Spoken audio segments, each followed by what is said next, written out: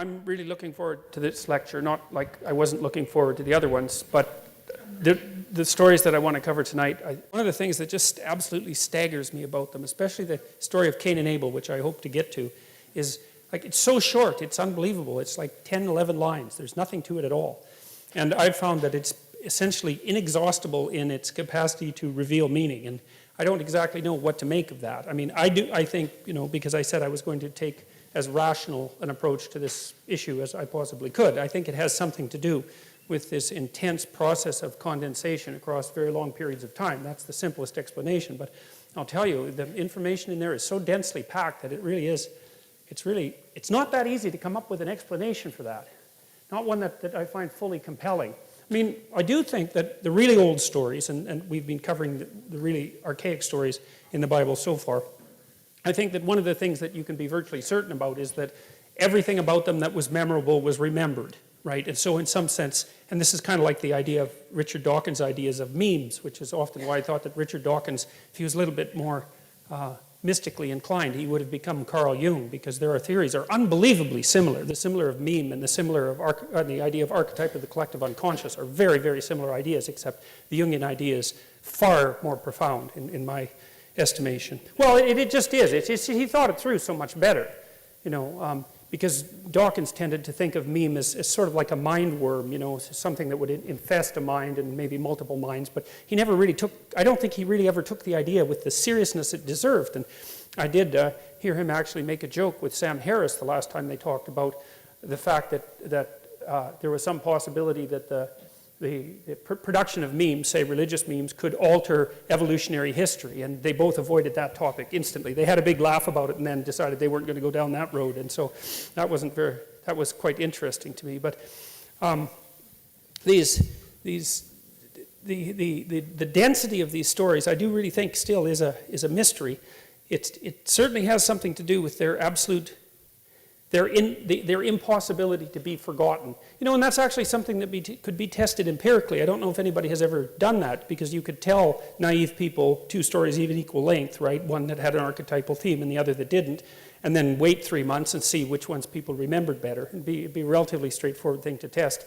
I haven't tested it, but maybe I will at some point. But anyways, that's all to say that I'm very excited about this lecture, because I get an opportunity to go over the story of Adam and Eve and the story of Cain and Abel, and I hope we manage both of those today, and maybe we'll get to the story of Noah and the Tower of Babel as well, but I wouldn't count on it. Not at the rate we've been progressing, but that's okay. That's no problem. There's no sense rushing this. All right, so we're going to go. Before we do that, I want to finish my discussion of the idea of the psychological significance of the idea of God, and I've been thinking about this a lot more.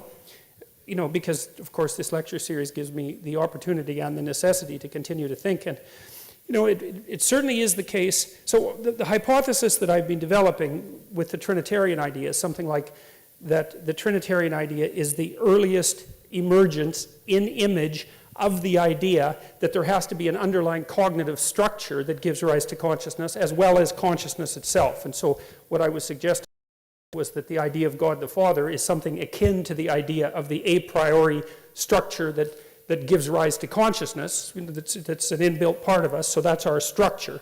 You could think about that as something that's been produced over a vast evolutionary time span, and I don't think that's completely out of keeping with the ideas that are laid forth in Genesis 1, at least if you think about them from a metaphorical perspective. And it's hard to read them literally, because I don't know what, there's an emphasis on day and night, but the idea of day and night as 24-hour diurnal, daytime and nighttime interchanges that are based on the earthly clock seems to be a bit absurd when you first start to think about the construction of the cosmos. So it just doesn't seem to me that a literal interpretation is appropriate. And I mean, it's another thing that you might not know, but many of the early church fathers, one of them, Origen in particular, stated very clearly, this was in 300 AD, that these ancient stories were to be taken as wise metaphors and not to be taken literally. Like the idea that the people who established Christianity, for example, were all the sorts of people who were biblical literalists is just absolutely historically wrong.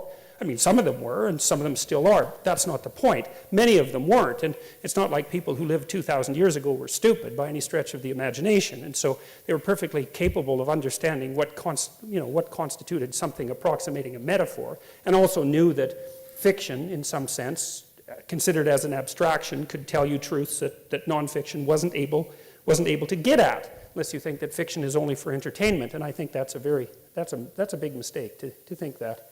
So, all right, so here we go. So, yes, so with regards to the idea of God the Father, so the idea is that in order to make sense out of the world, you have to have an a priori cognitive structure. And that was something that Immanuel Kant, as I said last time, put forward as an argument against the idea that all of the information that we acquire during our lifetime is a consequence of incoming sense data. And the reason that Kant objected to that, and he was absolutely right about this, is that you can't make sense of sense data without an a priori structure. You can't extract from sense data the structure that enables you to make sense of sense data. It's not possible. And that's really been demonstrated, I would say, beyond a shadow of a doubt, since the 1960s. And the best demonstration of that was actually the initial failure of artificial intelligence.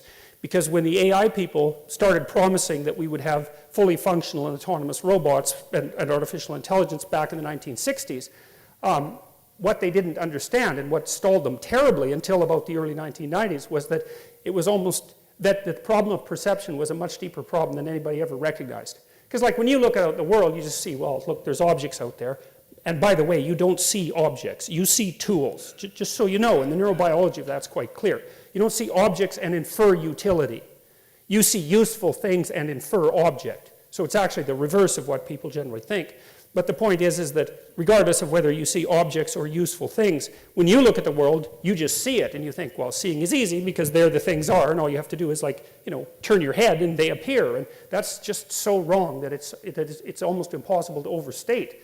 Like the problem of perception is staggeringly difficult, and one of the primary reasons that we still don't really have autonomous robots, although we're a lot closer to it than we were in the 1960s, is because it turned out that you actually have to have a body. You have to have a body before you can think, and even more importantly, you have to have a body before you can see, because the act of seeing is actually the act of mapping the patterns of the world onto the patterns of the body. It's not things are out there, you see them, then you think about them, then you evaluate them, then you decide to act on them, and then you act. I mean, that you could call that a folk idea of psychological processing or perception. It's not, that is not how it works. Like your eyes, for example, map, one of the things they do is map right onto your spinal cord, for example. They map right onto your emotional system. So it's actually possible, for example, for people to be blind and still be able to detect facial expressions, which is to say you can, for someone who's cortically blind, so they've had their visual cortex destroyed often by a stroke, they'll tell you that they can't see anything, but they can guess which hand you put up if you ask them to, and if you flash them pictures of angry or fearful faces, they show skin conductance responses to the more emotion-laden faces, and it's because imagine that the world is made out of patterns, which it is, and then imagine that those patterns are transmitted to you electromagnetically, through light, and then imagine that the pattern is duplicated on the retina, and then that pattern is propagated along the optic nerve, and then the pattern is distributed throughout your brain, and some of that pattern makes up what you call conscious vision, but other parts of it just activate your body. And so, for example, when I look at this, whatever it is, bottle, that's the word. When I look at it, especially with intent in mind, as soon as I look at it, the pattern of the bottle activates the gripping mechanism of my hand, and part of the action of the act of perception is to adjust my bodily posture, including my hand grip, to be of the optimal size to pick that up. And it's not that I see the bottle and then think about how to move my hand. That's too slow. It's that I use my motor cortex to perceive the bottle, and that's actually somewhat independent of actually seeing the bottle as a conscious experience.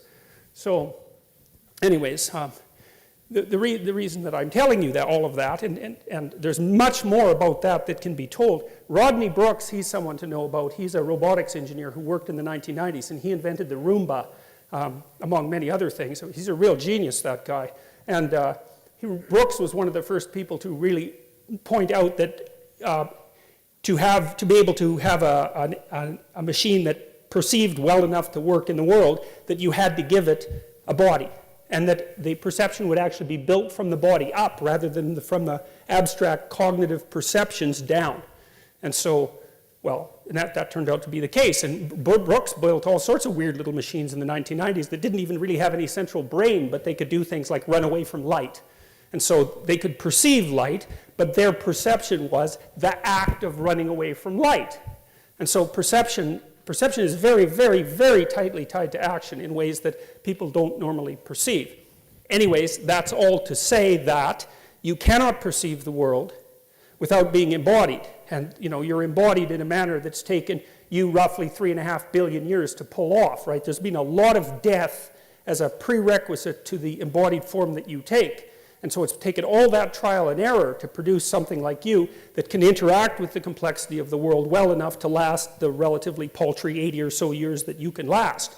And so I think about that as, and this may be wrong, but I think it's a useful, at least it's a useful hypothesis. I think the idea of God the Father is something like the birth of the idea that there has to be an internal structure that out of which consciousness itself arises that gives form to things. And well, and if that's the case, and perhaps it's not, but if it's the case, it's certainly reflection.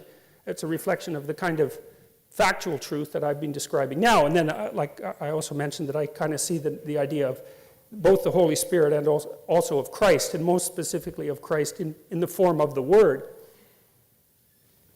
as the active consciousness that structure produces and uses, not only to formulate the world, because we formulate the world, at least the world that we experience we formulate, but also to change and modify that world, because there's absolutely no doubt that we do that, partly with our bodies, which are optimally evolved to do that, which is why we have hands, unlike dolphins that have, you know, very large brains like us, but can't really change the world.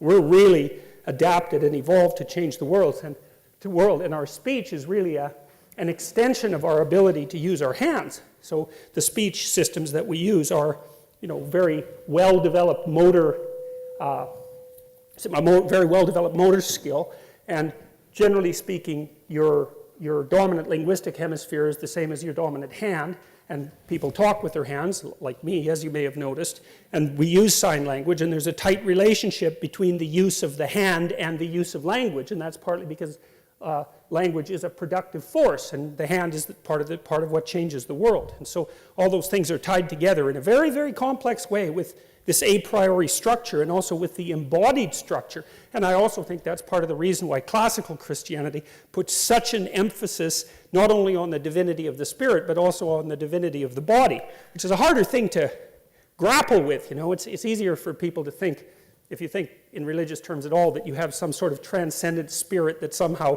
detached from the body that might have some life after death, something like that. But the Christianity in particular really insists on the divinity of the body. So the idea is that there's an underlying structure that's got this quasi-patriarchal nature, partly because it's for complex reasons, but partly because it's a reflection of the social structure as well as other things, and then that uses consciousness in the form particularly of language, but most particularly in the form of truthful language in order to produce the world in a manner that's good. And I think that's a walloping, powerful, powerful idea, especially the relationship between the idea that it's truthful speech that gives rise to the good, because that's a really fundamental moral claim. And I think that's a tough one to beat, man, because one of the things I've really noticed is, and it isn't just me, that's for sure, is that, you know, there's a lot of tragedy in life. There's no doubt about that. And lots of people that I see, for example, in my clinical practice are laid low by the tragedy of life. But I also see very, very frequently that people get tangled up in deceit, in webs of deceit that are often multiple generations long, and that just takes them out. You know, and so deceit can produce extraordinary levels of suffering that last for very, very long periods of time. And that's really a clinical truism, you know, because Freud, of course, identified one of the problems that contributed to the suffering we might associate with mental illness, with repression, which is kind of like a lie of omission. That's a perfectly reasonable way to think about it. And Jung stated straight out that there was no difference between the psychotherapeutic, the curative psychotherapeutic effort and supreme moral effort, including truth. Those were the same thing as far as he was concerned. And Carl Rogers, another great clinician who was at one point a Christian missionary before he became more strictly scientific, he believed that it was in truthful dialogue that clinical transformation took place, and and of course one of the prerequisites for genuine transformation in the clinical setting is that the therapist tells the truth and the client tells the truth, because otherwise how in the world do you know what's going on? How can you solve a problem when you don't even know what the problem is? And you don't know what the problem is unless the person tells you the truth. That's something really to think about in light of your own relationships, because if you don't tell the people around you the truth, then they don't know who you are. And maybe that's a good thing, because, well, seriously, people have reasons to lie, right? I mean, that aren't trivial. But it's really worth knowing that you can't even get your hands on the problem unless you formulate it truthfully. And if you can't get your hands on the problem, the probability that you're going to solve it is just so low. And so then I've been thinking about, as well, this idea has become more credible to me the longer I've developed it, the longer I've thought about it. The idea that there's, I'll go back. It's partly the idea that, well, let me figure out how to start this properly. Friend of mine, business partner, and a guy that I've written scientific papers with, very smart guy, took me to task, and I think I told you this a little bit, about using the term dominance hierarchy, which might be fine for like chimpanzees and for lobsters and for creatures like that, but not for chimpanzees even so much. And he said something very interesting. He thought that the idea of dominance hierarchy was actually a projection of a early 20th century quasi-Marxist hypothesis onto the animal kingdom that was being observed. And the notion that the hierarchical structure that you see that characterizes, say, mating hierarchies in chimps, for example, the idea that that was predicated on power was actually a projection of a kind of political ideology. And I thought, that really bugged me for a long time when he said that, because I'd really been used to using the term dominance hierarchy, and I thought, he told me all that, I thought, that's so annoying. It's so annoying, because it might be right, and it took me months to think about it. And then I was also reading Frans de Waal at the same time, and he's a primatologist, and also Jack Panksepp, who's a brilliant affective neuroscientist who unfortunately just died.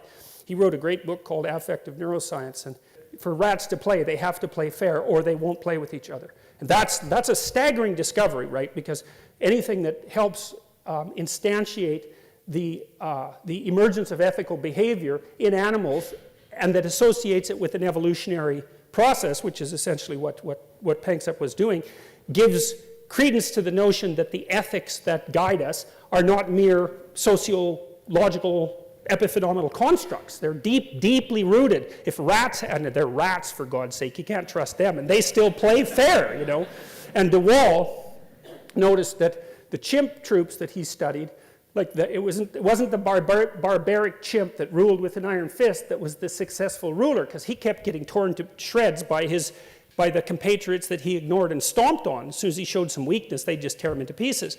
The chimp leaders that were stable, that had a stable kingdom, let's say, were very reciprocal in terms of their interactions with their friends, and chimps have friends, and they actually last for a very long time, chimp friendships, and they were also very reciprocal in their interactions with the females and with the infants.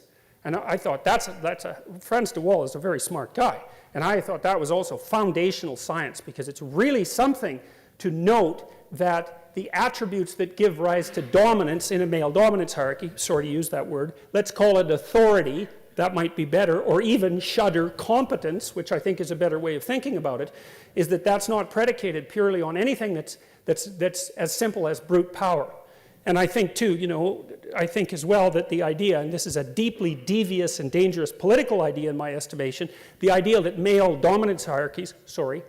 hierarchies are fundamentally predicated on power in a law-abiding society, I think all you have to do is think about that for like a month, say, which isn't that long, to understand how absurd that is, because most people who are in positions of authority, let's say, are just as hemmed in by ethical responsibility, or even more so, than people at the other levels of the hierarchy. And we know this even in the managerial literature, because we know, generally speaking, that managers are more stressed by their subordinates than the subordinates are stressed by their managers. And that's not surprising. You want to be responsible for like 200 people? You really want that? That's hard work, man. And I mean, I know it's a pain to have a boss because you have to care about what the boss thinks. And maybe the person is arbitrary, in which case they're not going to be particularly successful. But it's no joke to be responsible for 200 people. And you have to behave very carefully when you're in a position of responsibility and authority like that, because you will get called out if you make mistakes constantly. So it's not like because you have a position that's higher up in the hierarchy that you're less constrained by ethical necessity. Now, if you're a psychopath, well, that's a whole different story, but psychopaths have to move pretty rapidly from hierarchy to hierarchy, right? Because they get found out quite quickly. And as soon as their reputation is shattered, then they can't get away with their shenanigans anymore. So, okay, so all of this is to say that there is something very interesting about the pattern of behavior. So imagine that sexual selection is working something like this, and we know that sexual selection is a very, very, very, very powerful biological force, even though biologists ignored it for almost 100 years after Charles Darwin originally wrote about it, thinking mostly about natural selection. They didn't like the idea of sexual selection because it tended to introduce the notion of mind into the process of evolution, because it deals with choice. But so imagine, on the one hand, that you have a male hierarchy. We know that the men at the top of the hierarchy are much more likely to be reproductively successful than the men at the bottom. That's particularly true of men. So you have twice as many female ancestors as you have male ancestors. I'm not going to do the math, and I know it doesn't sound plausible, but you could look it up and figure it out, and it's perfectly reasonable fact. It actually happens to be true.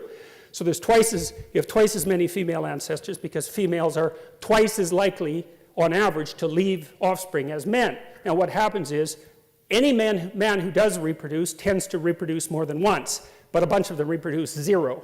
Whereas, so it would be the average man who reproduces has 2 children, and the average man who doesn't reproduce has 0, obviously, and the average woman who reproduces has 1 child. So that means that there's twice as many females in your line as there is males. So that's a big deal. And so imagine that it works something like this. So the men elect the competent men who are admired and who are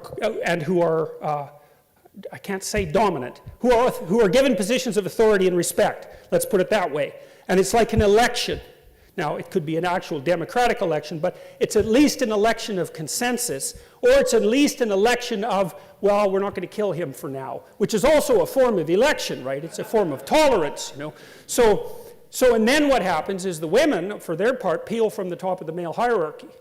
And so you've got 2 factors that are driving human sexual selection across vast stretches of evolutionary time. One is the election of men by men to positions where they're much more likely to reproduce. And the second is the tendency of women to peel off the top of male dominance hierarchies, which is extraordinarily well established cross-culturally. Even if you flatten out the socioeconomic disparity, say, between men and women, like they've done in Scandinavia, you don't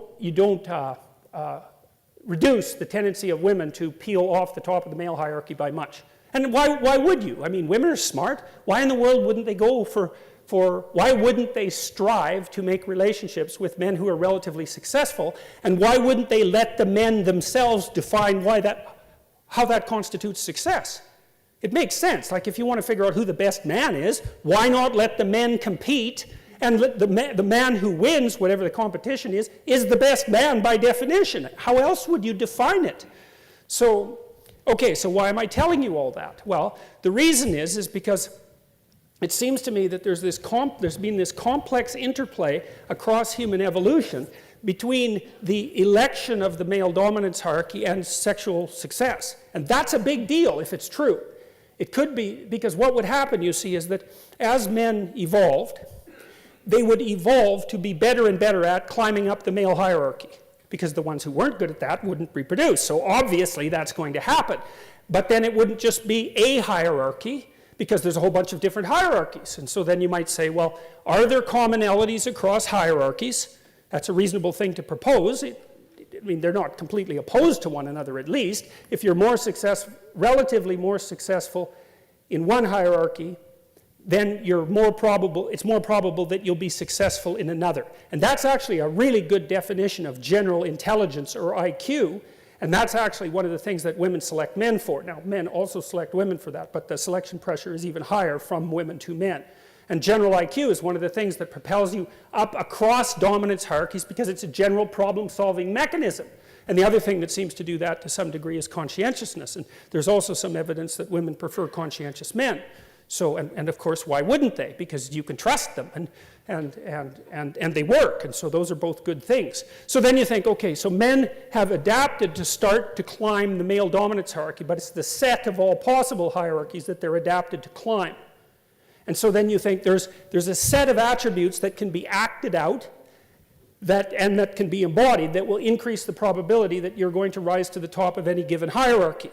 And then you could say, well, then as you adapt to that fact, then you start to develop an understanding of what that pattern constitutes. And so that starts to become the abstract representation of something like multidimensional competence. And that's like the abstraction of virtue itself.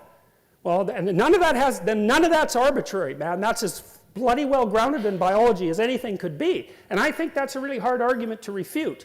And like one of the things I should tell you about how I think is that when I think something, I spend a long time trying to figure out if it's wrong, because I like to hack at it from every possible direction to see if it's a weak idea, because if it's a weak idea, then I'd rather just dispense with it and find something better. And I've had a real hard time trying to figure out what's wrong with that idea. It seems to me that it's pretty damn solid. And then the idea that, if you watch what people do in movies and so on, and when they're reading fiction, it's obvious that they're very good at identifying both the hero and the anti-hero. We could say the anti-hero, generally speaking, the bad guy, is someone who strives for authority and position, but fails. Generally speaking, not always, but fails. So he's a good, bad example. You take a kid to a good guy, bad guy movie, the kid figures out pretty fast that he's not supposed to be the bad guy, and figures out very quickly to zero in on the good guy. And that means that there's an affinity between the pattern of good guy that's being played out in the fiction and the perceptual capacity of the child. And one of the things I told my son when he was a kid, when I used to take him to movies that were sometimes more frightening than they should have been, but one of the things I always told him was, I never said don't be afraid, because I think that's bad advice for kids. What I said was keep your eye on the hero, right? Keep your eye on the hero. And he was gripped by the movie and often quite afraid of them, because movies can be very frightening. So he'd just like zero in on that guy and hoping, and you know what it's like in a movie, you hope that the good guy wins, generally speaking. And I mean, why do you do that? Where does that come from? You see how deeply rooted that is inside you. You'll bloody well go line up and pay to watch that happen. It's not an easy thing to understand, and it's so self-evident to people that we don't even notice that it's a tremendous mystery.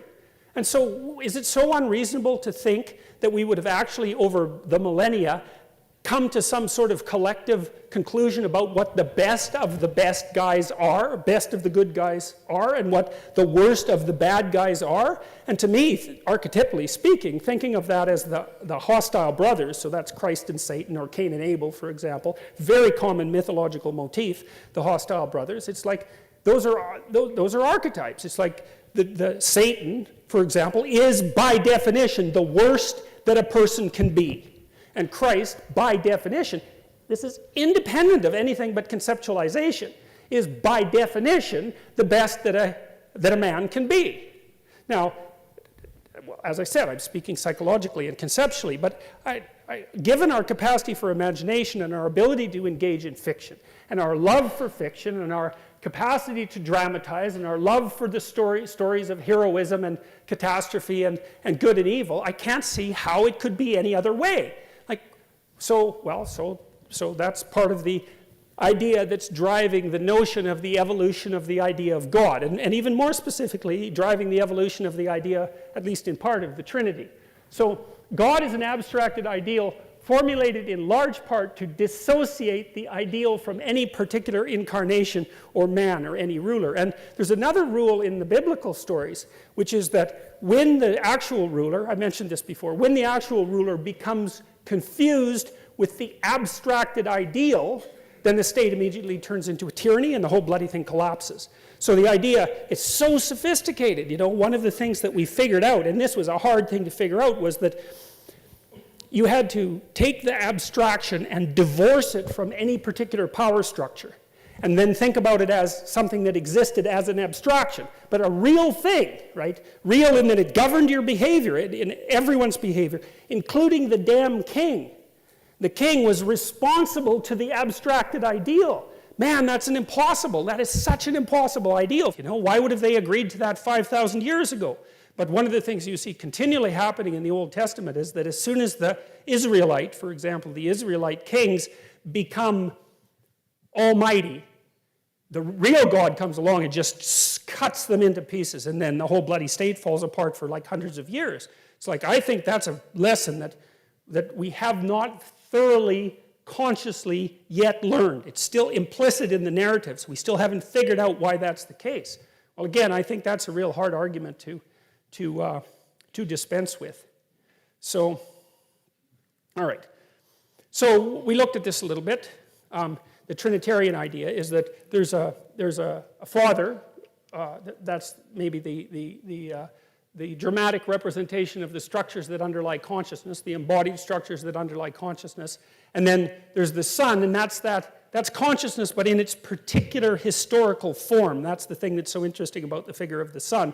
And then there's consciousness as such, and that seems to be something like the indwelling spirit. And so, I mean, these psychological ideas came from somewhere, right? That they have a history. They didn't just spring out of nowhere, and they emerged from dreams and hypotheses and artistic visions and all of that over a long time, and maybe they get clarified into something like consciousness, but it takes a damn long time to get from watching, you know, from two chimpanzees watching each other to a human being saying, well, we all exhibit this faculty called consciousness. I mean, man, that's a long journey, you know, that's a really long journey, and there's going to be plenty of stages in between. One of the things I really like about Jean Piaget, the developmental psychologist, was that he was so insistent that children act out and dramatize ideas before they understand them. And Merlin Donald, who was a psychologist at Queen's University, wrote a couple of interesting books along those lines as well, looking at the importance of imitation for the development of higher cognition in human beings.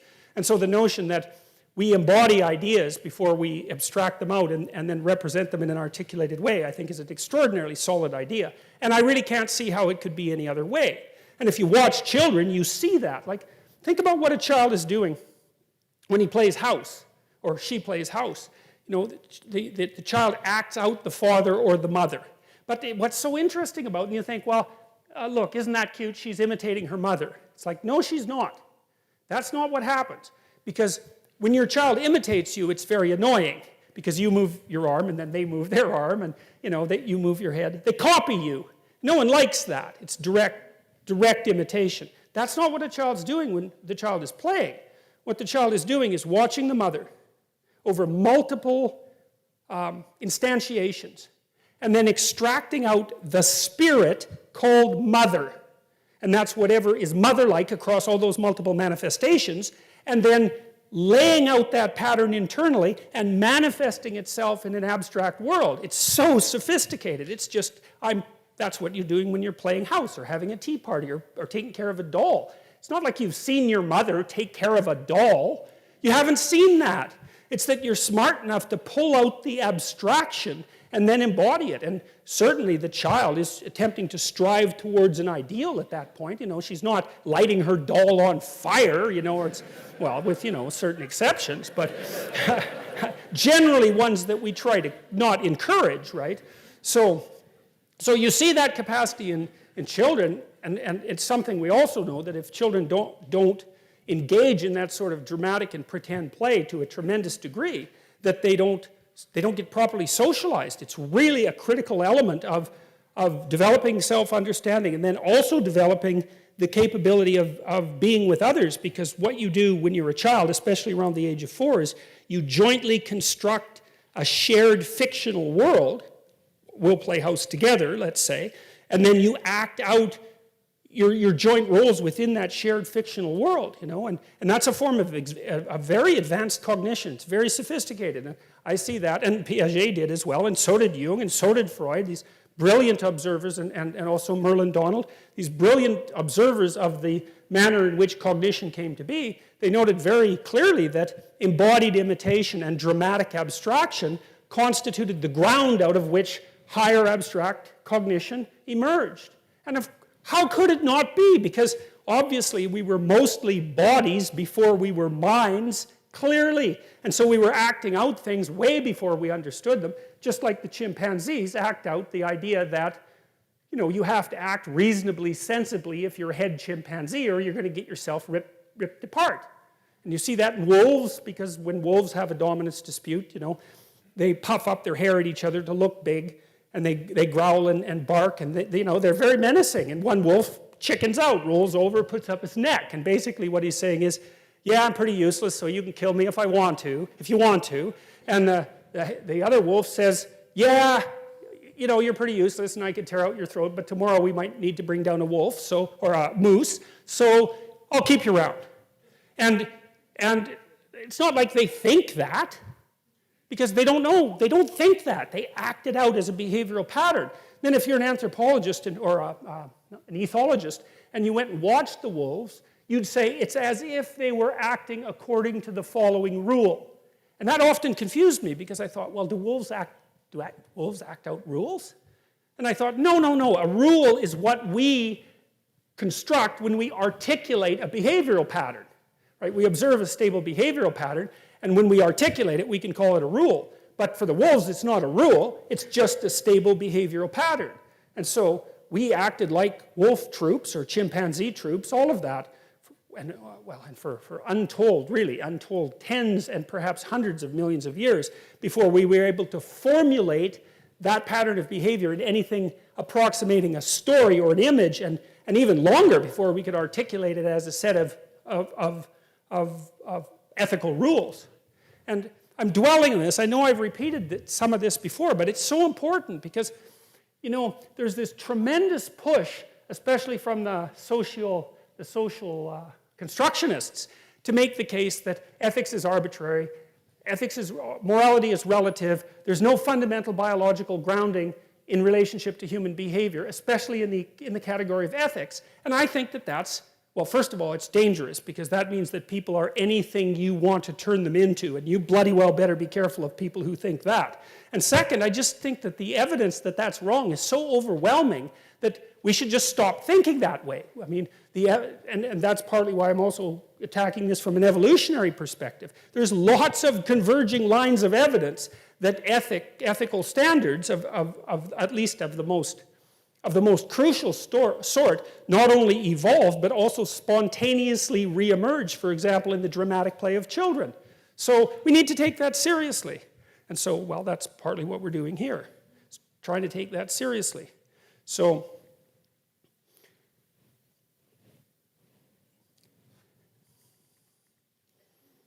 okay, so the idea there, at least in part, was that the Father employed the Son to generate habitable order out of chaos.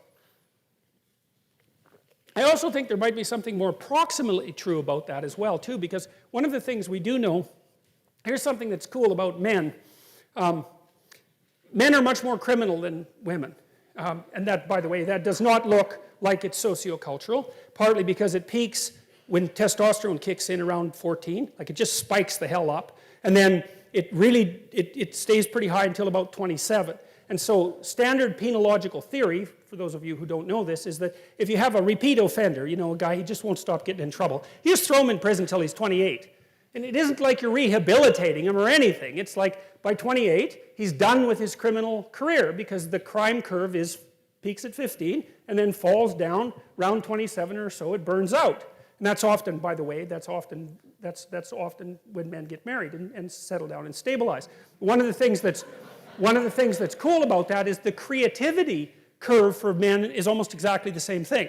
It ramps up when testosterone kicks in, and then it starts to flatten out around 27. The curves match very, very closely. So that's quite cool. It's the creativity element of it that I'm particularly interested in, because their creativity is, in many ways, an attribute of youth. And that's, look, I mean, if you looked at that sentence and you stripped it of its religious context, what you would say is that, well, the older people use the younger people to generate creative ideas and renew the world. It's like, yeah, that's what happens. And we also have no idea how many of the things that we discovered or invented as human beings were stumbled across by children and adolescents. Because they're much more exploratory. They're less constrained by their already extant knowledge structures, and they're less conservative. So, yeah, that seems just right to me. So, and right in an extraordinarily important way. Because it also means that if you're an actual father, one of the things that it means is that that's part of what you should be encouraging your son to do, right? Which is because the role of a father is to encourage. That is clearly the role. And to encourage is to say, well, go out there, confront the chaos of the unknown and the chaos that underlies everything, and grapple with it, because you can do it. You're as big as the chaos itself, and do something useful as a consequence, and make your life better and make everyone else's life better, and you can do it. And man, that's the right thing to tell. That's the right thing to tell young men. And now, talking to young women is more complicated because they have more, let's say, issues to deal with, because their lives are more complicated in some ways. But that's definitely the right thing to be telling your son. And one of the things that I've really noticed recently, since I've been lecturing, especially in the last 7 or 8 months, most of my audience has been young men, and I've talked a lot to them about both truth and responsibility. And I think that those are the two things that underlie this capacity. And there seems to me to be a tremendous hunger for that idea. It's not the same idea as rights, It's a very different idea. It's the counterpart to rights. And so it's, life is hard, it's chaotic, it's difficult, it's really definitely a challenge. And so you can either shrink from that, and no bloody wonder, because it's going to kill you. It's no joke, man. Or you can forthrightly confront it and try to do something about it. Well, what's better? And then you say to the person, look, man, you could do it. Like, that's what a human being is like. And if you just stood up and got yourself together, and you'd find out by trying that you can in fact do that. And I do think that that's a great core religious message as far as I can tell, and I think that's deeply embedded in this sort of idea. So, all right, so this is what I've been telling you. This is something like how knowledge itself is generated. First of all, there's the unknown as such, and that's really what you don't know anything about. And generally, when you encounter that, you don't encounter it with thought. You encounter it like this, right? And that's the first representation of the absolutely unknown. It's something that is beyond your comprehension, and it's terrifying. And because it's beyond your comprehension, you cannot perceive it, you cannot understand it, but you still have to deal with it. And the way you deal with it is that you freeze. That's what a basilisk does, say, to the kids in Harry Potter, right? They take a look at it and they freeze. And that's the snake, the terrible snake of chaos that lives underneath everything. You see that thing freezes you. And that's because you're a prey animal. But at the same time, it makes you curious.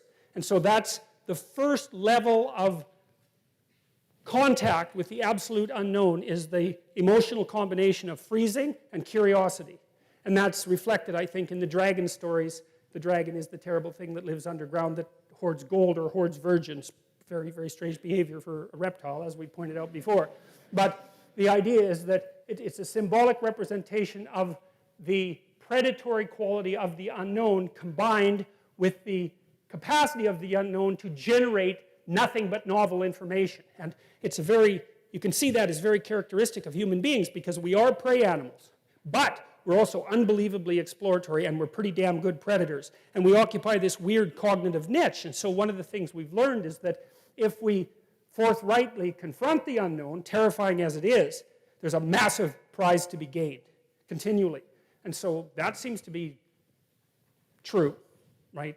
As true as anything is. And then I would also say that idea, now we know that one of the metaphors that underlies God's extraction of habitable order out of chaos at the beginning of time is an older idea, and a more archaic idea, that God confronted something like the Leviathan. That's one of the words for this serpent-like chaos creature that's often used in the Old Testament, or there's the Leviathan and the Behemoth. Yeah, that's the other thing.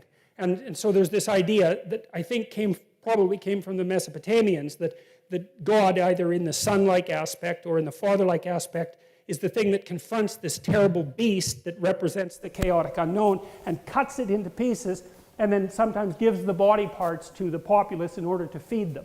So you can see a hunting metaphor there as well, but it's deeper than that. And so, all right, so the first thing is that there's the absolute unknown, and the unknown is what you do not understand. It's what's beyond the campfire. Maybe it's what's beyond the tree, even more anciently, you know, when we lived in trees. It's out there where you don't know. And what's out there? Crocodiles and snakes and birds of prey and cats and all sorts of things, like predatory cats, and they will eat you.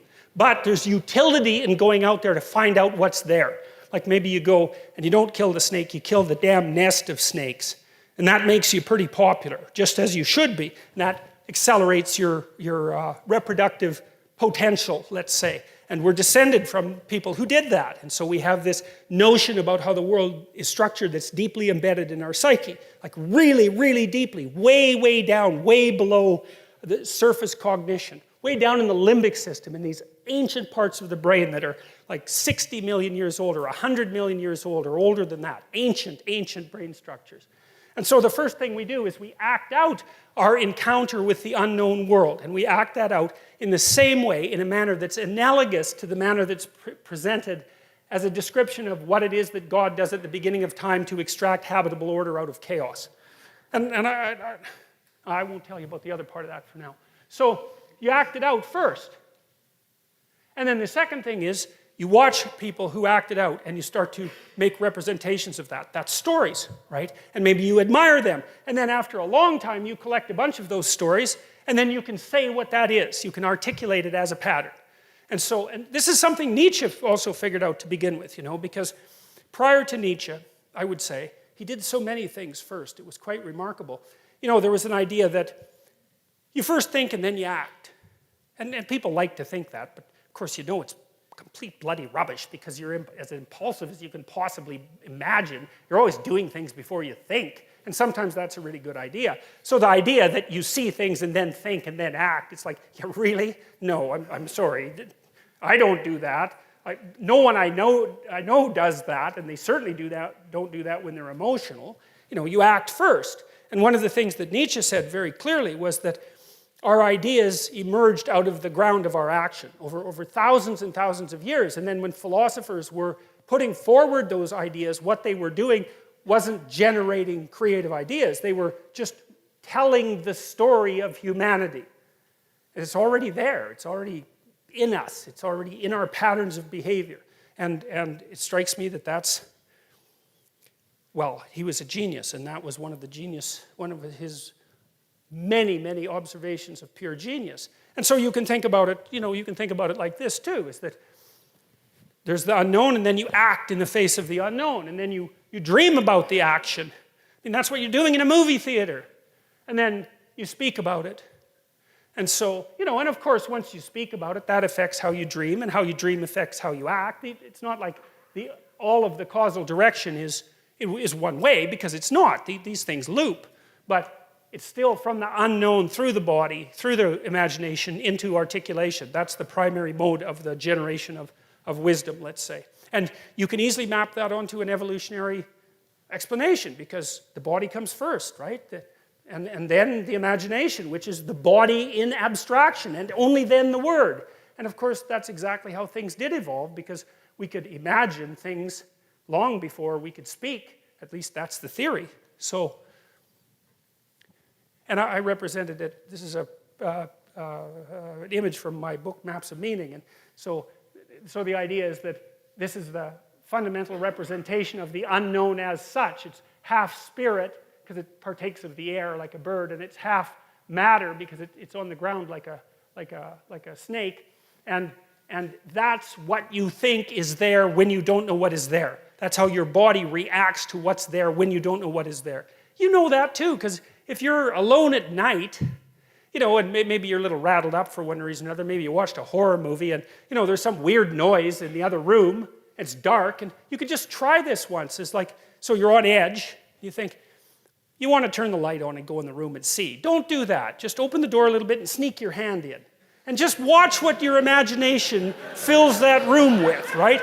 And then you remember what it's like to be 3 years old in bed and afraid of the dark, right? And I read a good book on dragons recently that had a very interesting hypothesis about them, I thought. One of the things the guy did was track, I can't remember his name, unfortunately, track how common the image of the dragon was worldwide. It's unbelievably widespread. It's crazily widespread. And he thought that this was actually the category of primate predator. And the predator was, so predator is a weird category, right? Because like there's crocodiles in it and there's lions, and they don't have much in common except they eat you. So it's a functional category. And so this is the imagistic representation of the functional category of predator. And his predator theory was, well, if you're a monkey, then a bird would pick you off, like an eagle. And so that's this, right? And then if it wasn't an eagle, it was a cat, because they climb trees and give you good chomping. And then if it wasn't a cat, then you go down on the ground and a snake would get you, or maybe a snake would climb up the tree, because snakes like to do that, and get you. And so that's a tree, cat, snake, basically. Tree, cat, snake, bird. And that's the thing you really, want to avoid. You don't want to come across one of those. And then, you know, the other thing it does is breathe fire, which is quite interesting, because obviously fire was both greatest friend and greatest enemy of humanity. And we've mastered fire for a long time. It might be as long as 2 or 3 million years. That's what Richard Wrangham, I think it's Wrangham, he wrote a book recently on, I think it was Wrangham, who wrote a book on when human beings learned to cook. That was about 2 million years ago. And cooking increased the availability of calories. You know how chimpanzees are sort of shaped like a big, like they're ugly. They're shaped like a big bowling ball, you know. They look really fat, and they're short and they're wide, and that's because they have intestinal tracts that are like, you know, 300 miles long. And the reason for that is because they have to digest leaves. And so you go out in the forest and like sit there and eat leaves for a whole day and see how that works out for you, you know. They have no calories in them. So chimps spend about, I think it's 8 hours a day chewing.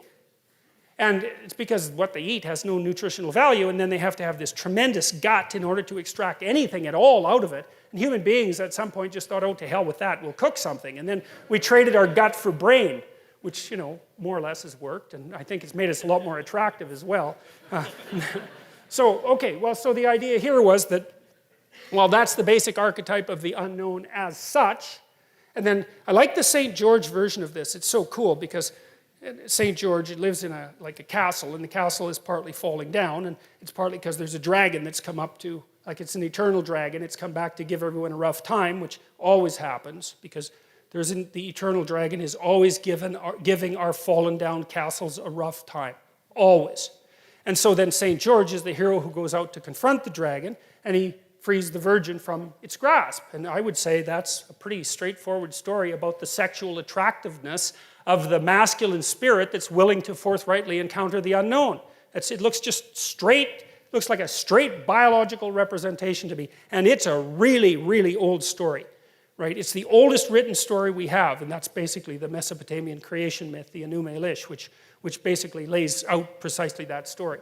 And it's replayed. I mean, I bet you the moviegoers among you, especially the ones that are more attracted to the superhero, you know, the really flashy sort of superhero type movies, you've probably seen the St. George story like 150 times in the last 10 years. You never get tired of it because it's the central story of mankind. So you've got the unknown as such, and that is what you react to with your body in the existential terror and extraordinary curiosity are gripping you. And then it's like the unknown unknowns that, who's the politician under Bush? Rumsfeld. Yeah, I think the reason that phrase caught on so well is because he nailed an archetype. There's unknown unknowns and there's known unknowns. And that's the unknown unknown. And you have to be able to react to an unknown unknown because they can get you. And you can't just plead ignorance because then you're dead. That doesn't work. Like, human beings are the sort of creature who has to know what to do when they don't know what to do. And that's very paradoxical. And what we do is we prepare to do everything. That's right. We're on guard. We prepare to do everything. Very, very stressful, but also very engaging and very, very much something that heightens consciousness. And maybe those circuits are permanently turned on in human beings because we also know that we're going to die, and no other animal knows that. And so sometimes I think that our stress circuits are just on all the time, and that's part of what accounts for our heightened consciousness. So you have your unknown unknowns, and then you have your you have the unknowns that you actually encounter in the world, like the mystery of your romantic partner when you have a fight with them. It's like, well, we're having a fight. So who the hell are you? I mean, you're not the absolute unknown because I know something about you, but you're the unknown as it's manifesting itself to me right now, right? And then there's the known that we inhabit, and then there's the knower. And the known is given symbolic representation, as far as I've been able to tell, in patriarchal form, in the form of male deities. And the unknown, as you encountered, is given feminine form. So we won't get into that too much, but if you're interested in that, you could look at my Maps of Meanings lectures, or maybe take a look at the book. But I think it's a good schema for religious archetypes. I've worked on it a long time. It seems to fit the Jungian criteria quite nicely. It maps nicely onto Joseph Campbell's ideas. He got almost all his ideas from Jung, however. And it also makes sense from a biological and an evolutionary perspective, as far as I can tell. And that's a lot of cross-validation, at least in my estimation. So, okay, so back to the hierarchy of dominance. Well, let's take a look at it a little bit. So, I'm quite enamored of lobsters, as some of you might know, because I found out, this just blew me away when I found it out. I mean, I've done a lot of work in neurochemistry, functional neurochemistry, because I used to study alcoholism and drug abuse. And alcoholism, to study alcohol, you have to know a lot about the brain, because alcohol goes everywhere in the brain. It affects every neurochemical system. And so if you're going to study alcohol, you kind of have to study neurochemistry in general. And so I did that for quite a long time. I really got enamored of a book called The Neuropsychology of Anxiety by Jeffrey Gray, which is an absolute work of genius, although extraordinarily difficult. I don't know how many references that book has. It's like, must be 1,000. And Gray actually read them. And worse, he understood them.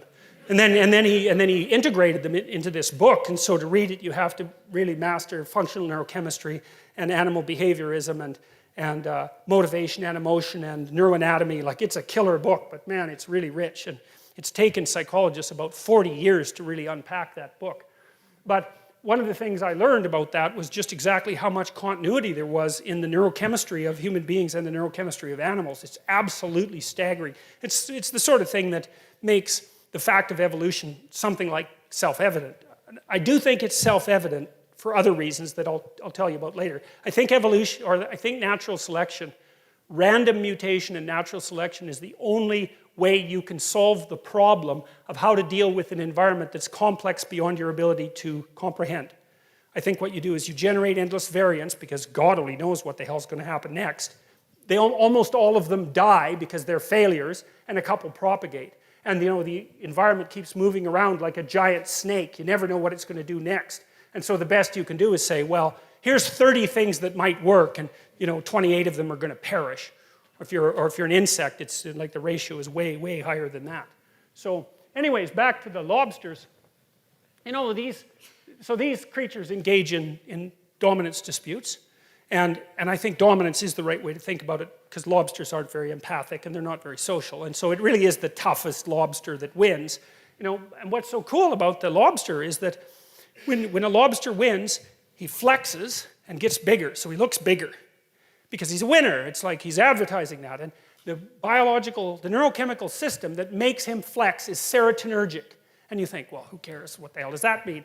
Well, I'll tell you what it means. It's the same chemical that's affected by antidepressants in human beings. And so, like, if you're depressed, you're a defeated lobster. Like, you're like this. I'm small. I'm not, things are dangerous. I don't want to fight. You give someone an antidepressant, it's like up they stretch, and then they're ready to, like, take on the world again. Well, if you give lobsters who just got defeated in a fight serotonin, then they stretch out and they'll fight again. And that's, like, we separated from those creatures on the evolutionary timescale somewhere between 350 and 600 million years ago, and the damn neurochemistry is the same. And so that's another indication of just how important hierarchies of authority are.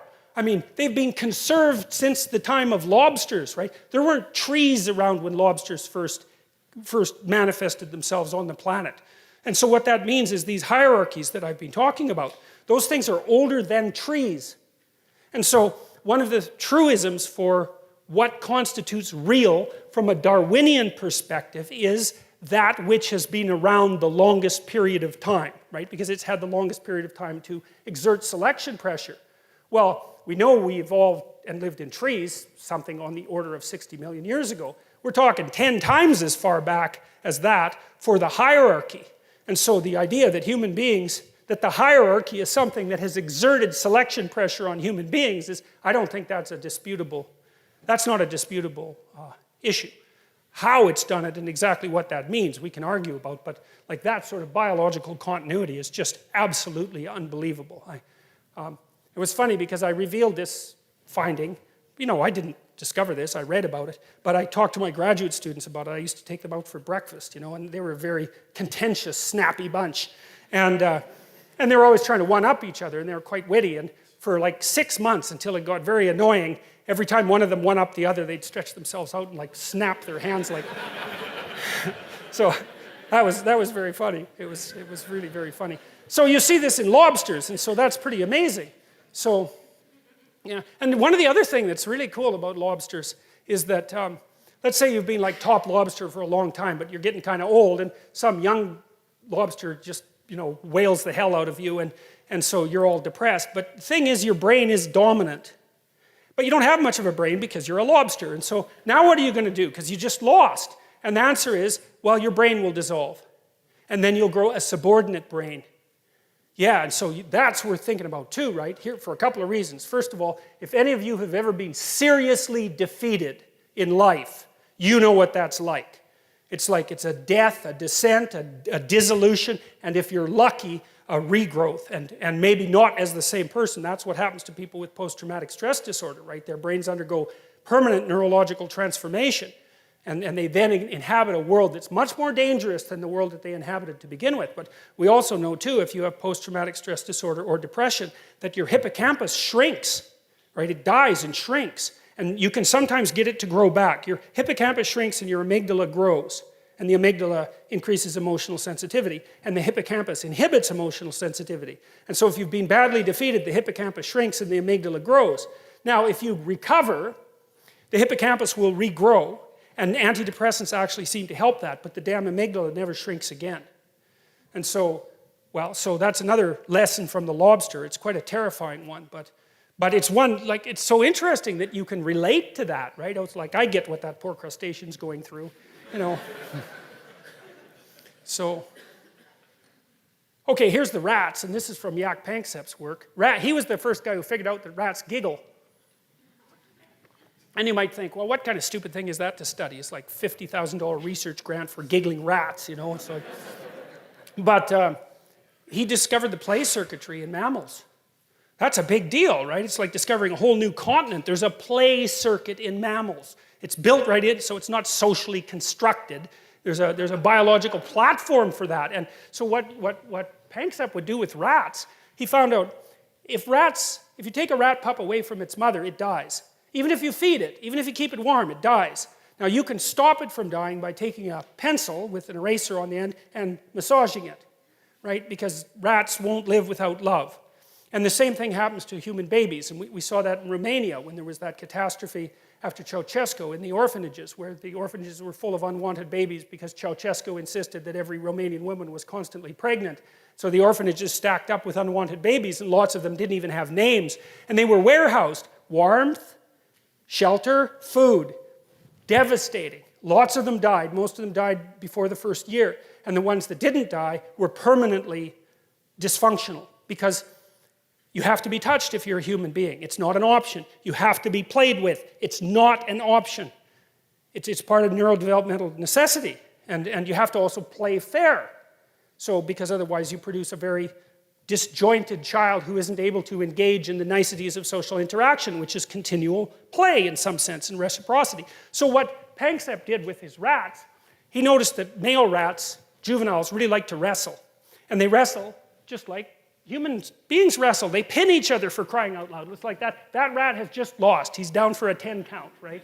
And so So what you do is you take juvenile rats and you can find out that they want to play because you can attach a spring to them and then they'll try to run and you can measure how hard they're running by how hard they're pulling on the spring, and then you can estimate how motivated they are, and so you can find out that a nice, well-fed rat who doesn't have anything on his mind will still work hard to play to enter an arena where he's been allowed to play before. He'll work for that. So then you think, well, the rat's motivated. So the two rats go out there and they play, and so they're playing like dogs play, and everyone knows what that looks like. If you have any sense about dogs, they kind of go like this, and kids do that, and maybe you do that with your wife if you're going to play with her a little bit.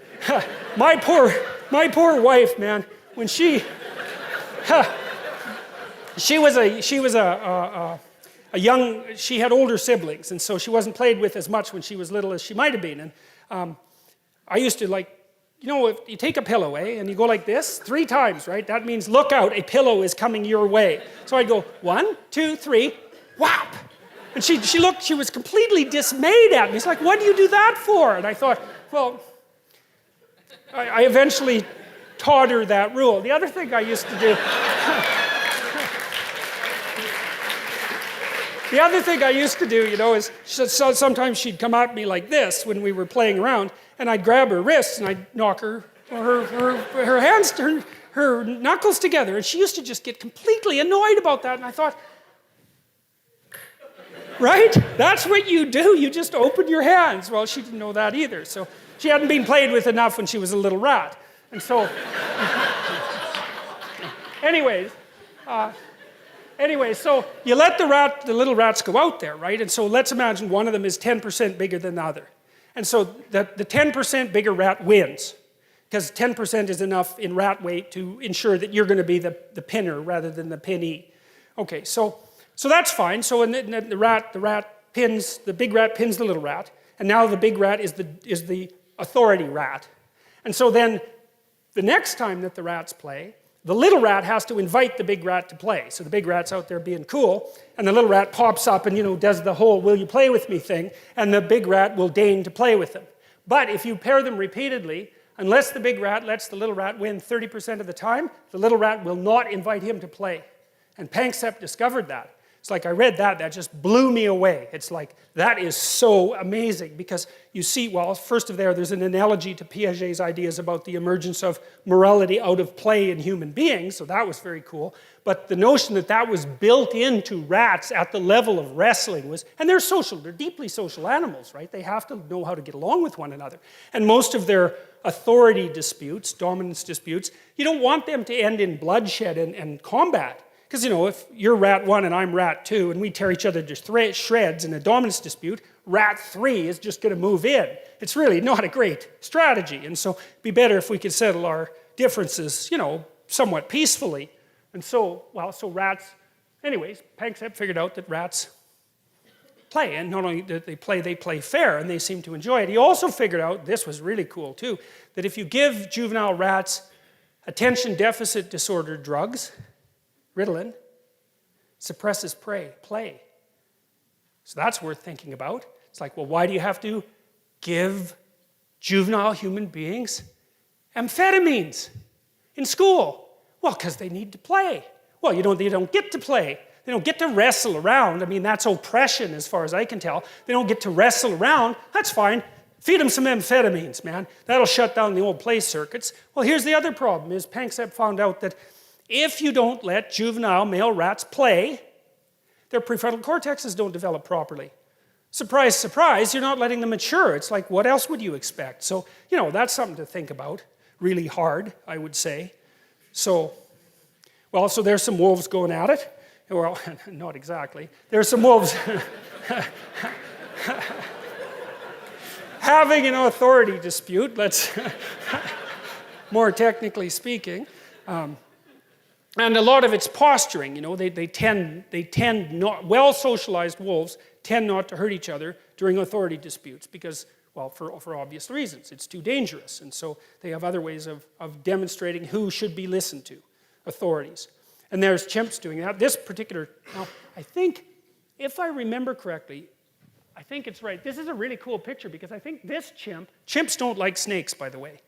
So for example, if you take a chimp that's never seen a snake and you show it a snake, it is not happy. It will get the hell away from that snake. If you bring a chimp anesthetized into a room full of chimps, the chimps will all get away from that and then look at the body. They don't like that either. And if you bring a big snake into a chimp cage, even if the chimps have never seen it, like they'll get away from it and then stare at it. And chimps out in the wild, if they see a big snake, they'll stand there and they have a noise that means something like, holy crap, that's a big snake, you know.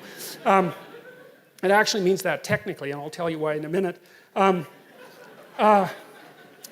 But they stand away from it, and then they make this noise, which means, oh my God, look at the snake. And then they'll stand there for like 24 hours looking at the snake. And so the snakes are really, they're super stimuli for chimpanzees, so that's pretty interesting. And this chimp seemed to learn how to take this dead snake and go scare other chimps with it, and that was partly how he established his authority. And you know, and well, there's a threat, and like if I was you and I was around that chimp, I would take that threat seriously because those things are no joke, man. And you see the same thing here with I don't remember what kind of monkey that is, but they're engaged in agonistic behavior, and and there has been, by the way, recent research showing that in higher order primates that there is snake detection circuitry that's built into them, right? So it's not learned. It's deeper than that. Now, for a long time, psychologists knew for a long time that I could make you afraid in a conditioning experiment much faster using a snake or a picture of a snake than a gun or a picture of a gun. So we can learn fear to snakes very rapidly, spiders as well. And so then people thought, well, maybe we were prepared to develop fear to snakes or spiders, that sort of thing. But the more recent research has indicated that it's more than just prepared, is that we have the detection circuitry built right into us. And, well, it's because, well, why wouldn't we? That's really the issue. It's like, it's not really that much of a surprise, unless you think of human beings as a blank slate. And if you think that, then, I don't know, you should crawl out of the 16th century. That's how I would look at it. Because, I mean, that's just gone, that idea. It's so wrong. So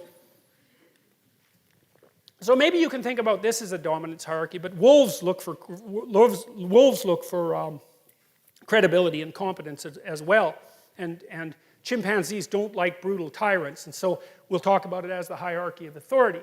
And so, well, this is kind of how it starts to develop. You know, you see, well, these girls are negotiating the domestic environment here, and how to behave properly, and how to share, and all that, and take turns, and so they're negotiating the hierarchy of authority. And if you're good at reciprocity, it's sometimes you're the authority and sometimes the other person is the authority. That's fair play, right?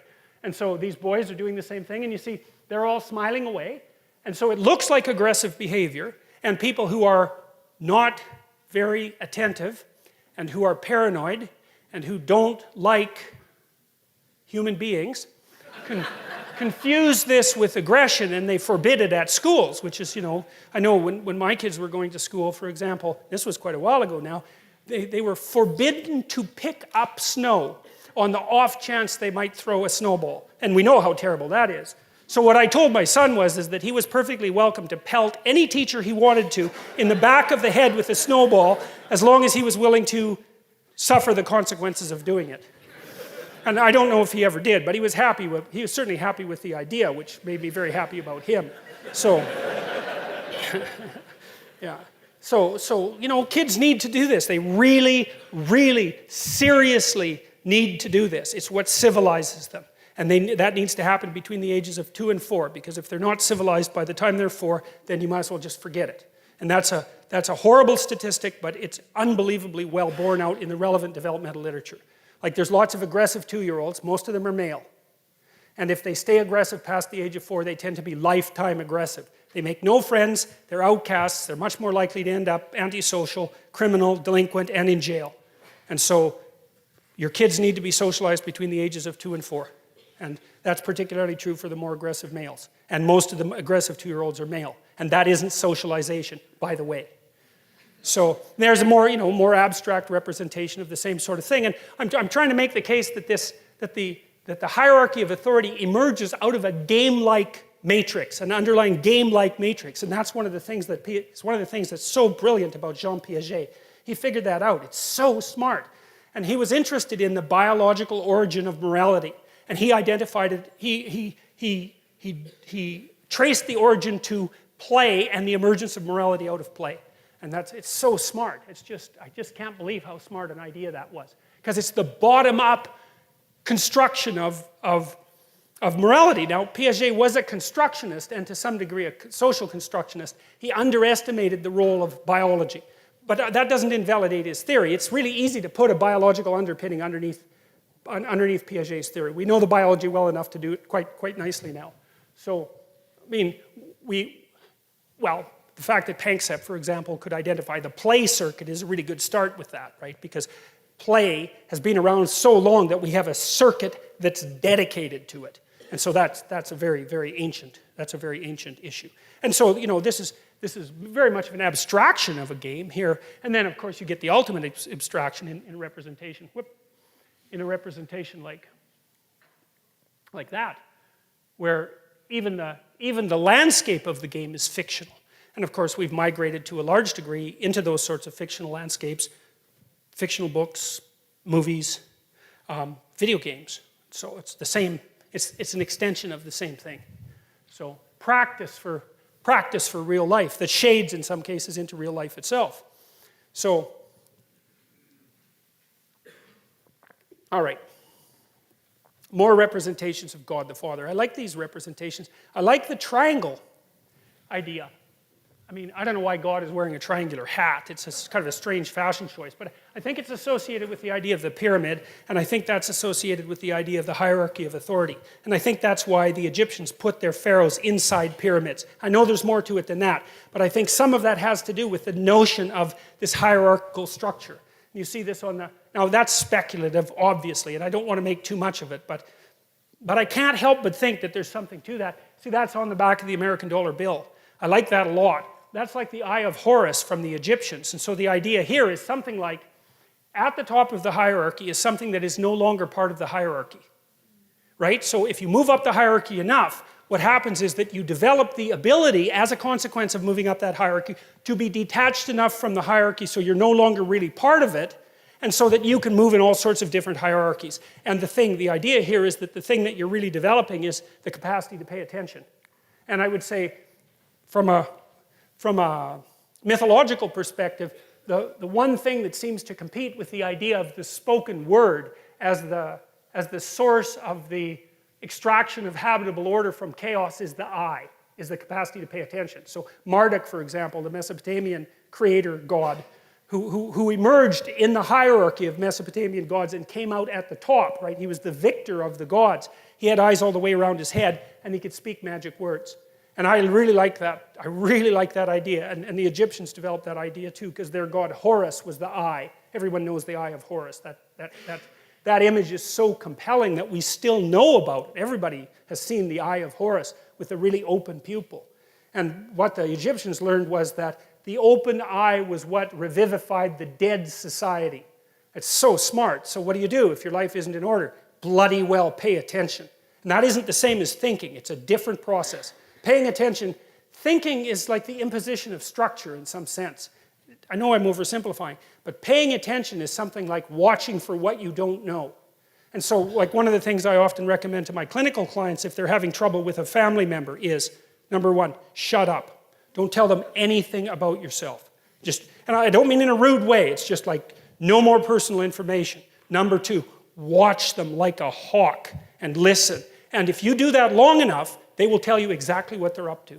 And they will also tell you who they think you are. And then you'll be shocked because they think you're something, generally speaking, that's not like what you are at all. And when they tell you, it's like a revelation to both of you. But attention is an unbelievably powerful force. And you see this in psychotherapy too, because a lot of what you do, and in any reparative relationship, is really pay attention to the other person. Pay attention and listen.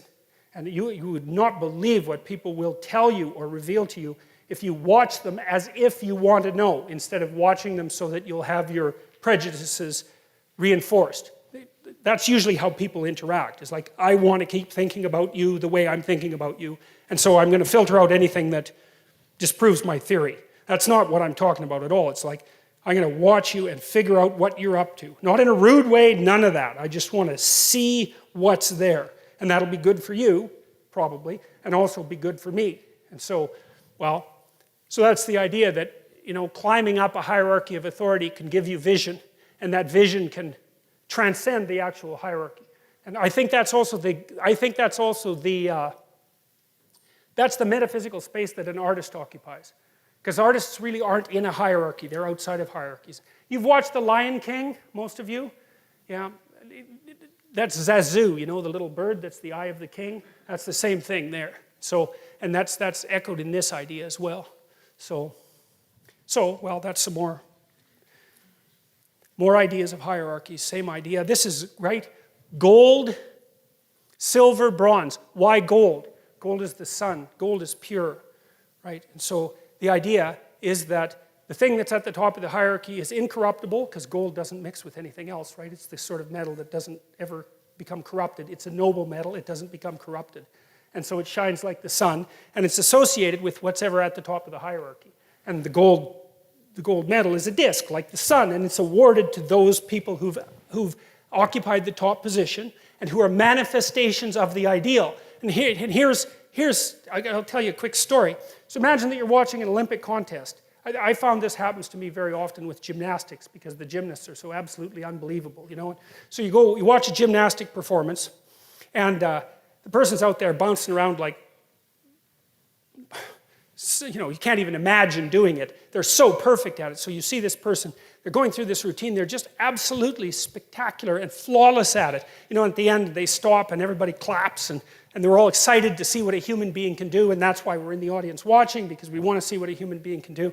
And the judges go like 9.8, 9.8, 9.8, and everybody's thrilled. And then the next contestant comes out, and it's like, well, they're just basically screwed, right? It's like this person came out there and was perfect. How are you going to top that? That's an interesting question, because this is a representation of what you do to top perfection itself. And you can do it. And here's how you do it. And you know this, even though you don't know, you know it. So let's say the next contestant comes out, and they're kind of shaky, because it's like, oh man, the bar's being raised high. So what they do is they put themselves right on the edge of chaos. And you can tell by watching them that they are one bloody fraction of a second from catastrophe. They're pushing themselves farther than they've ever gone in the direction of their perfection.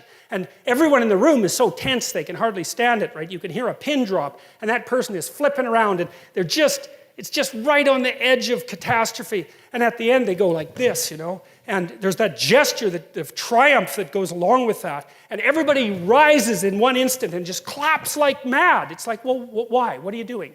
What are you doing when you're doing that? Right? You can't even help it. It grabs you right in the core of your being, and you stand up, and it's an act of worship. That's what it is. And you saw someone go beyond their perfection into the domain of chaos and establish order right in front of your eyes.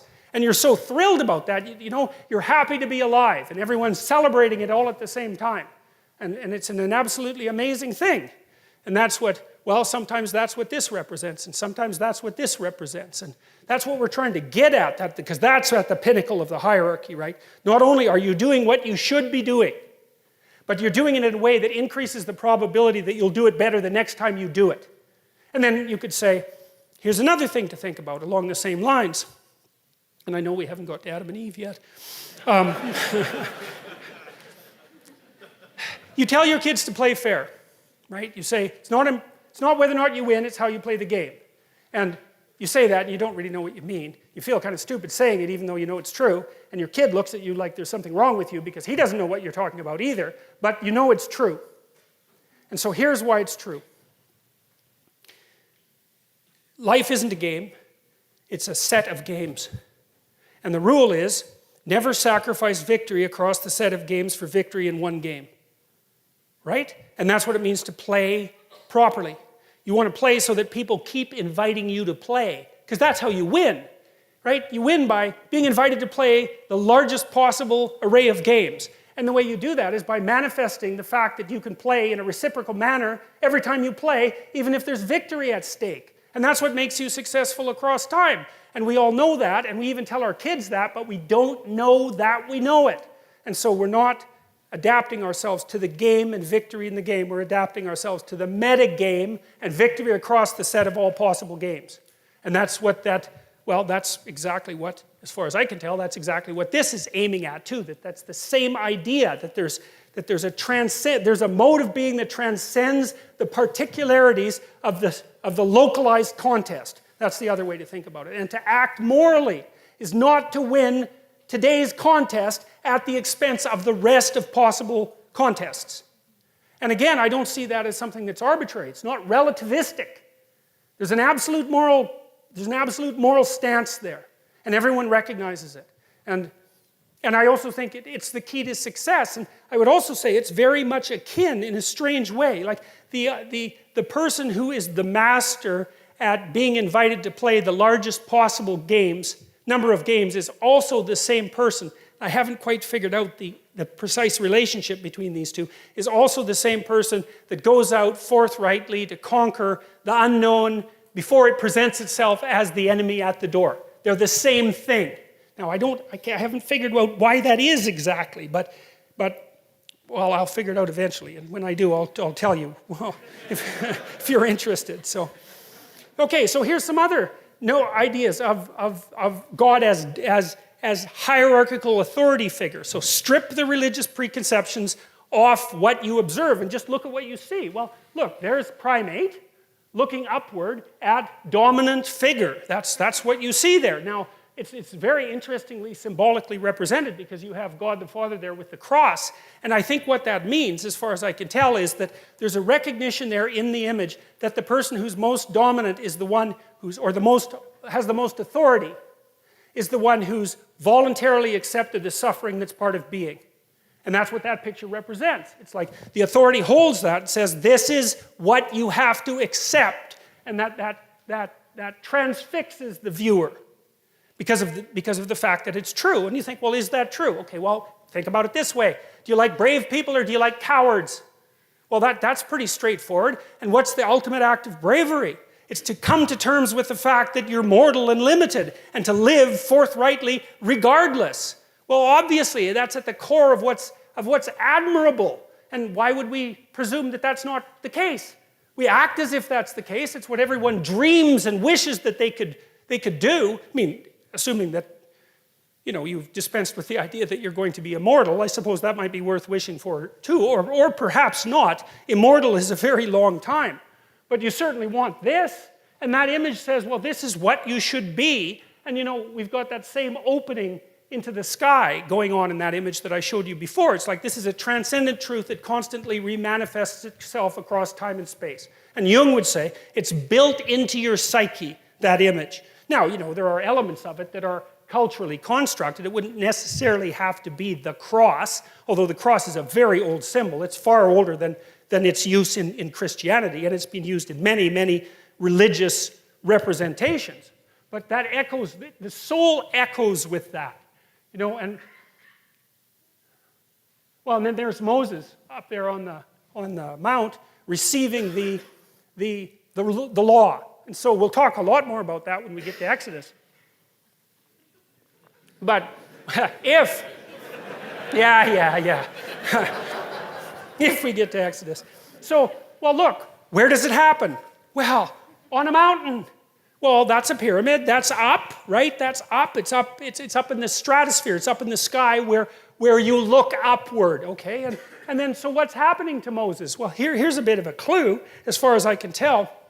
I figured this out partly, again, by reading Jean Piaget, because one of the things that Piaget said about kids was that they first learn to play a game, but they don't know what the rules are.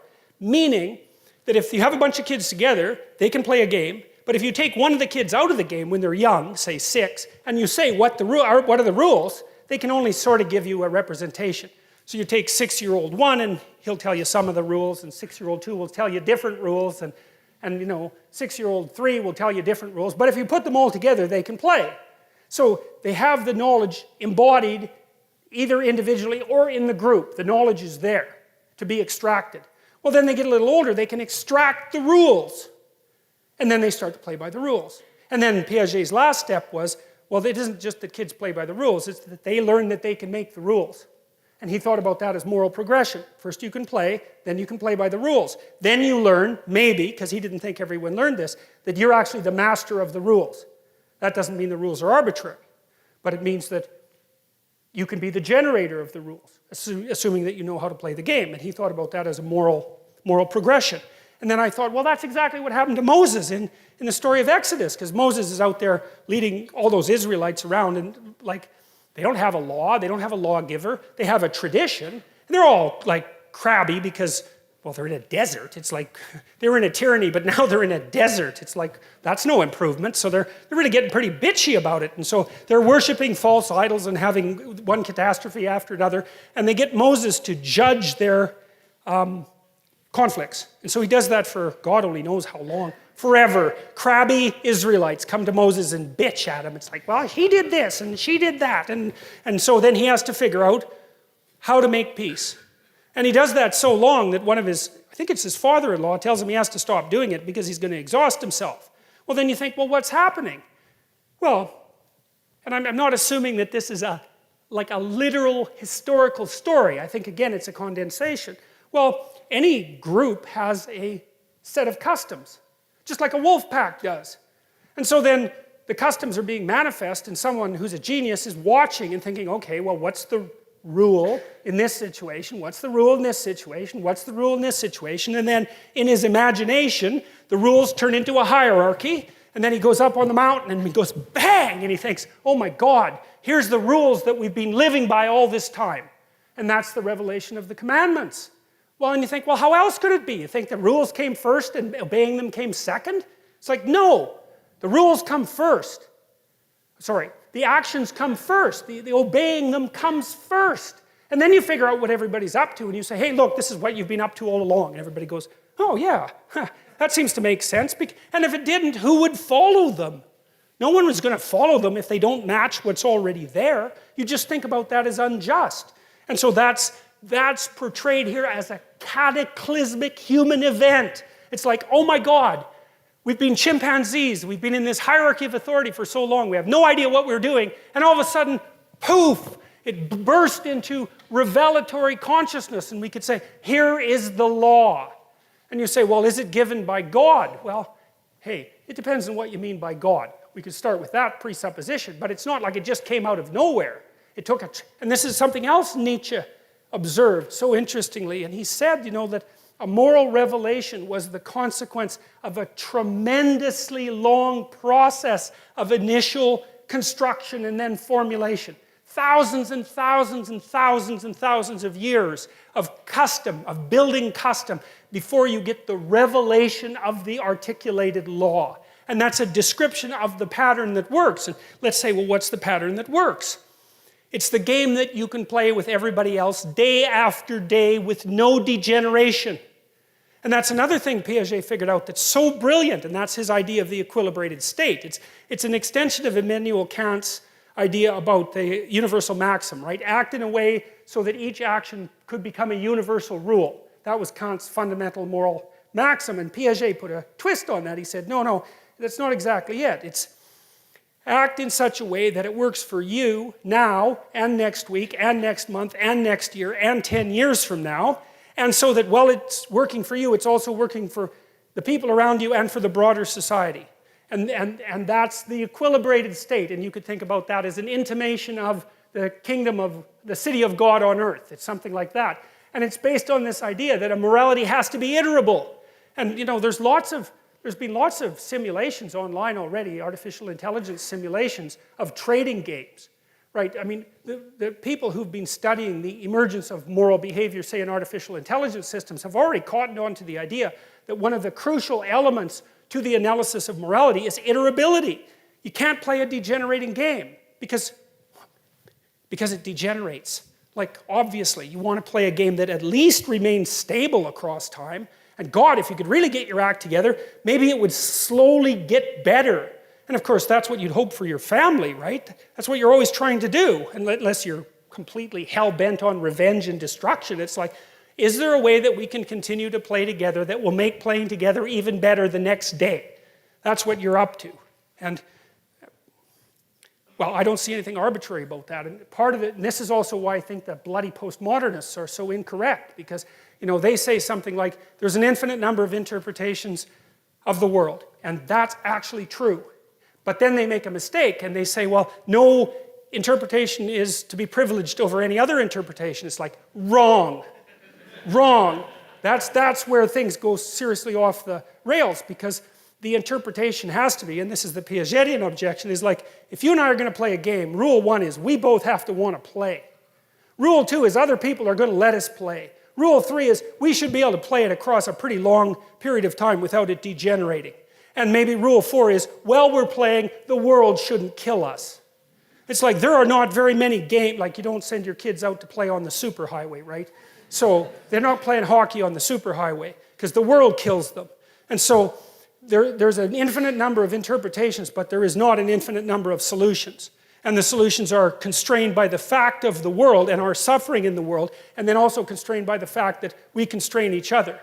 And so that's where I think that's gone like dreadfully, dreadfully wrong. So, all right.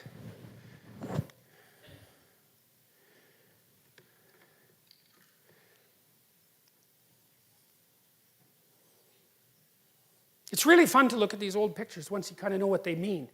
You know, at least that's what I've discovered, is that once I kind of understand the underlying rationale for, I mean, someone worked hard on that. That's an engraving, right? They took a long time making that picture. They were serious about it. And when you understand what it means, you know, all those people, they're prostrate at the revelation of the law. It's like, well, no wonder. It's like, break the law and see what happens. Break the universal moral law, man, and see what happens. You know, I see people in that situation, well, as you all do all the time, perhaps me more than you because I'm a clinical psychologist, you know, and if the people I'm seeing haven't broken the universal law, then you can bloody well be sure that people around them have. It's no joke. Like, you make a mistake and things will go seriously wrong for you.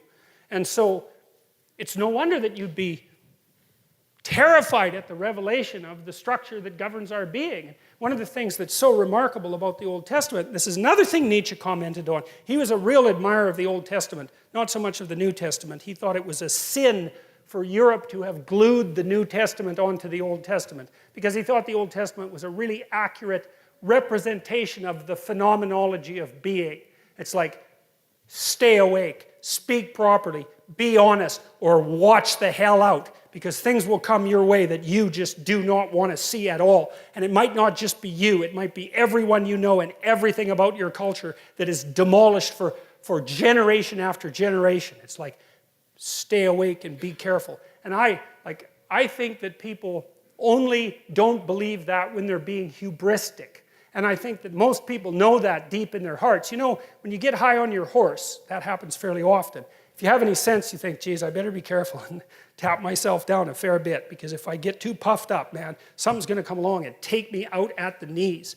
And everyone knows that. Pride comes before a fall. It's like, if you have any, that's why it says in the Old Testament that fear of God is the beginning of wisdom.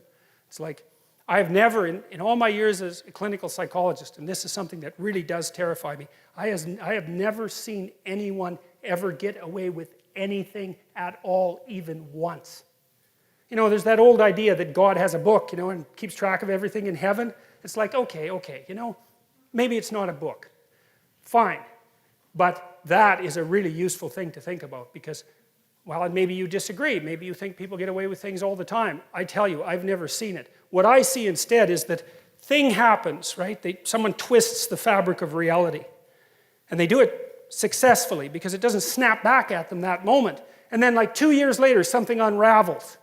And they get walloped and they think, oh my God, that's so unfair. And then we track it. It's like, well, what happened before that? This. Well, and then what? This. And then what? This. And then what? Oh, this. Oh, that's where it went wrong. It's, yeah, because you can't twist the fabric of reality without having it snap back. It doesn't work that way, and why would it? Because what are you going to do? Twist the fabric of reality? I don't think so. I think it's bigger than you. You know, and I think that one of the things that really tempts people is the idea that, well, I can get away with it. It's like, yeah, you try. You see how well that works. It's like you get away with nothing. And that is the beginning of wisdom. And it's something that deeply terrifies me. And, you know, ever since last September, when I came to more like broader public attention, one of the things, I've been terrified of making a mistake, because I certainly know I'm more than capable of making a mistake. And thank God so far, either I haven't made one or no one's found out about it. So, But it's like, we walk on a very thin and narrow edge. And we're very lucky when things aren't degenerating into chaos around us or rapidly moving to far too much order. And it's not an easy thing to stay on that line. And you can tell when you're on that line because things are deeply meaningful and engaging when you're on that line. But if you're not existentially terrified about the consequences of wavering off that, then you are truly not awake. So, and that's what I see in this picture. It's like, look out, man. Because there are rules. And if you break them, God help you.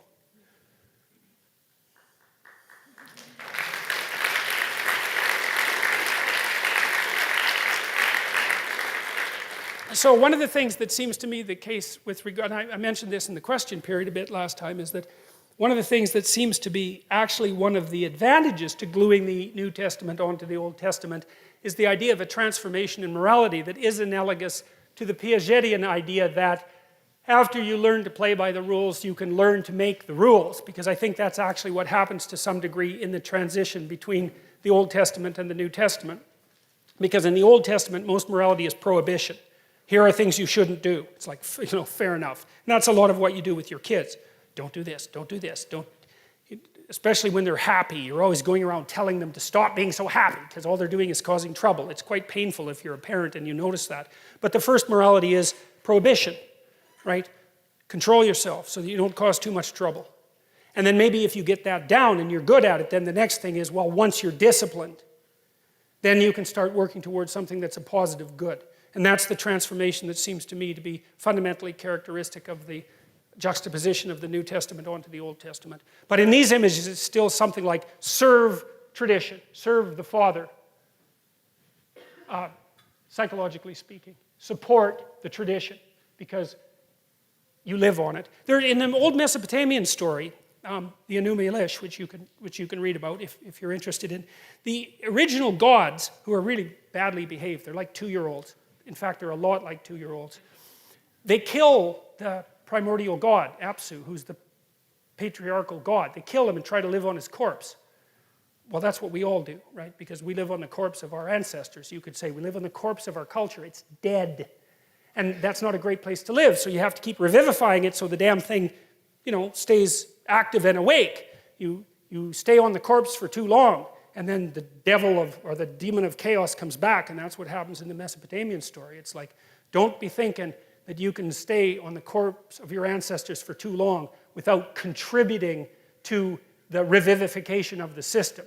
Because the chaos that all of that holds at bay will definitely come and visit you. And you see that in stories like The Hobbit.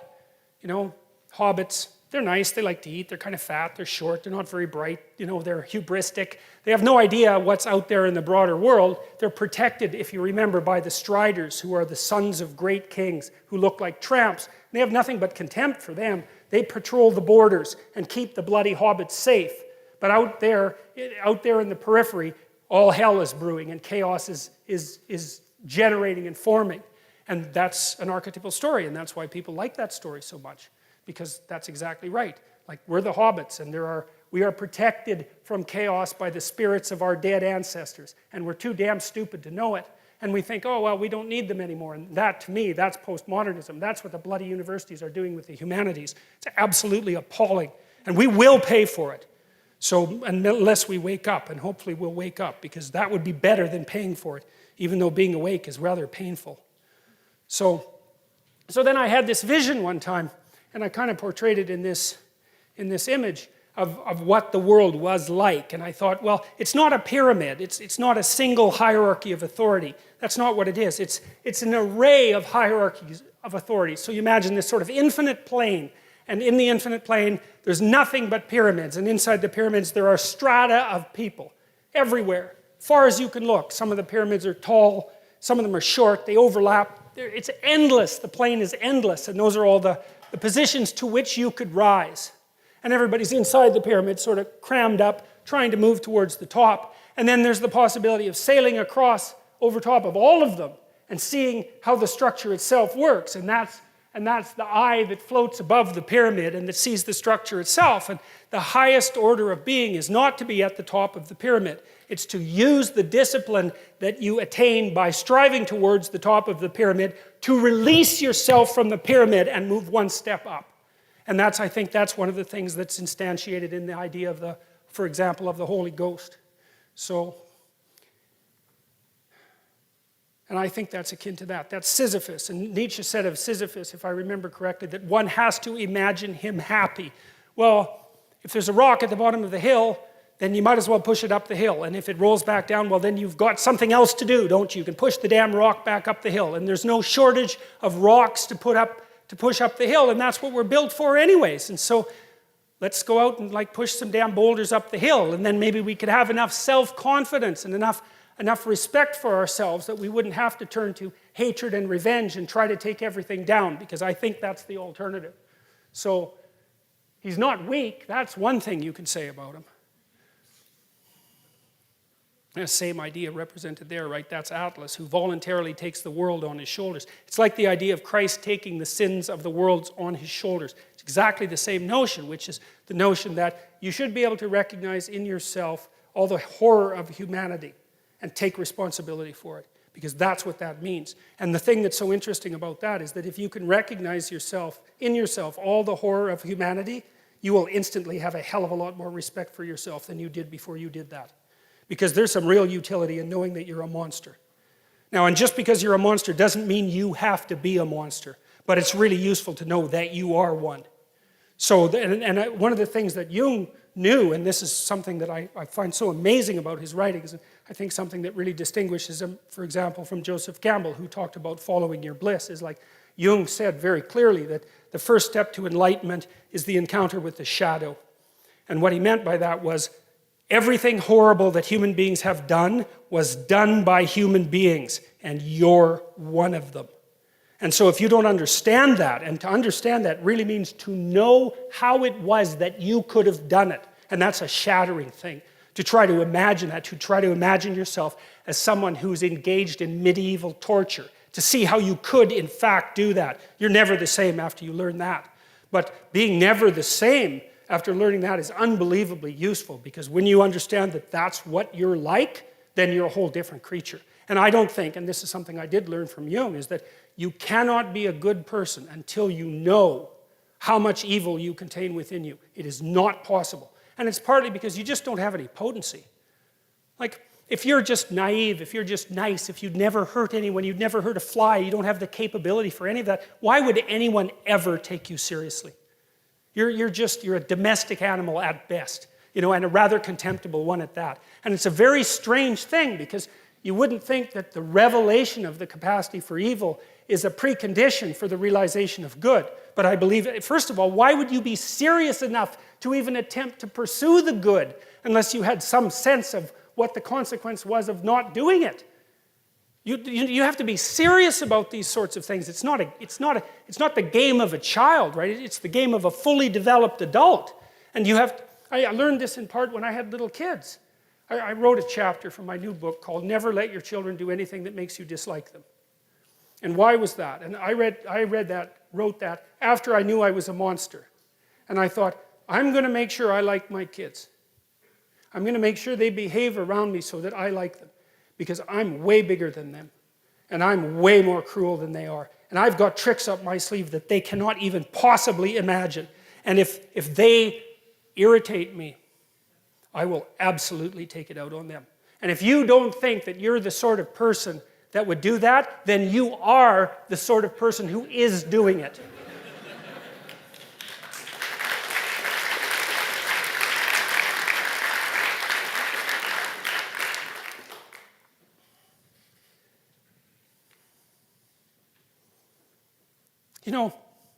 We're not going to get to Adam and Eve, haha. I watched this great documentary once called Hitman Hart, and it was about Bret Hart, who was the most famous Canadian in the world for a while. And he was a Worldwide Wrestling Federation wrestler, and he was a good guy. And he came from this famous family of wrestlers who all came from Alberta. I think there were 7 brothers who were wrestlers and 7 sisters, and all the sisters married wrestlers.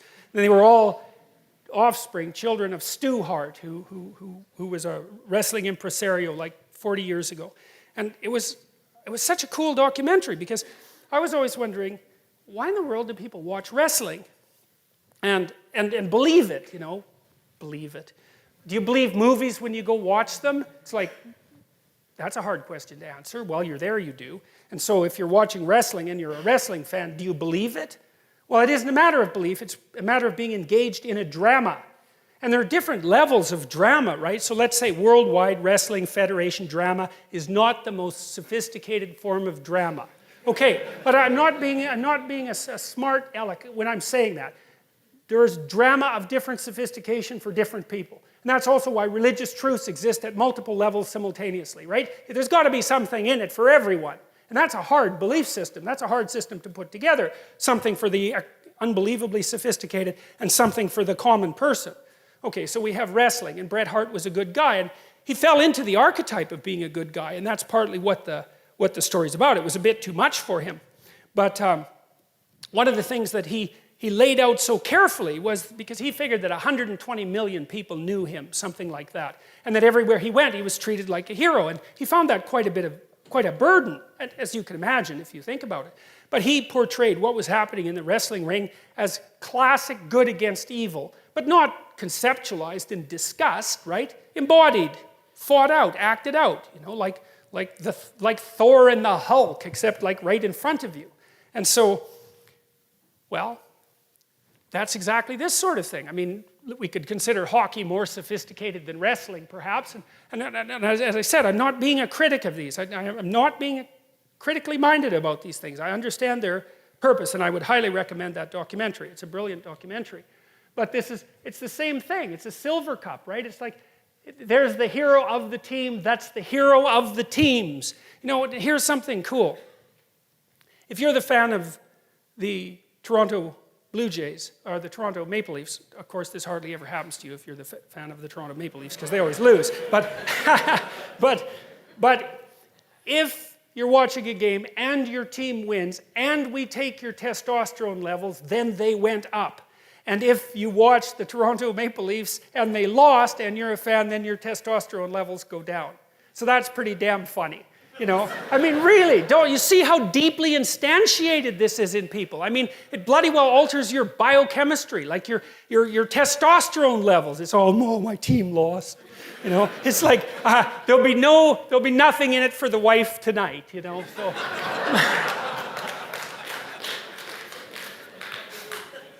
Yeah, God.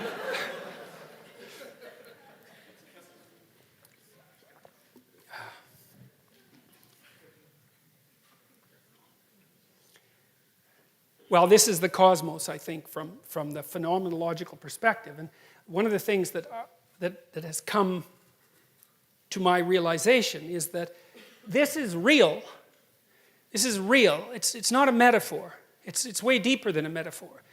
The most real things about life are the place you don't know and the place you know. And you could say, well, that's explored territory and unexplored territory. That's real, and it's been around forever. Back to the lobsters. If you put lobsters in a new place, the first thing they do is go around their territory, finding places to hide, and also making a burrow. So the first thing they do is establish what they know against what they don't know. And that's real. It's real from the Darwinian perspective. And we're going to say that what's real from the Darwinian perspective is plenty real enough, because we're alive and everything, and so that sort of thing matters. It's like, well, that's what this is. The Taoist symbol, that's what it says. It says, what is experience made of? Eternally. That's easy. Chaos and order. And in every bit of chaos, there's the possibility of order. And in every bit of order, there's the possibility of chaos. And that's the way, right? That's the path of life. That's life itself. And where you're supposed to be is right on the border between the two of those. And why is that? Stable enough, engaged enough, right? So not only are you doing what you should be doing, you're doing it in a way that increases the probability that you'll do it better tomorrow.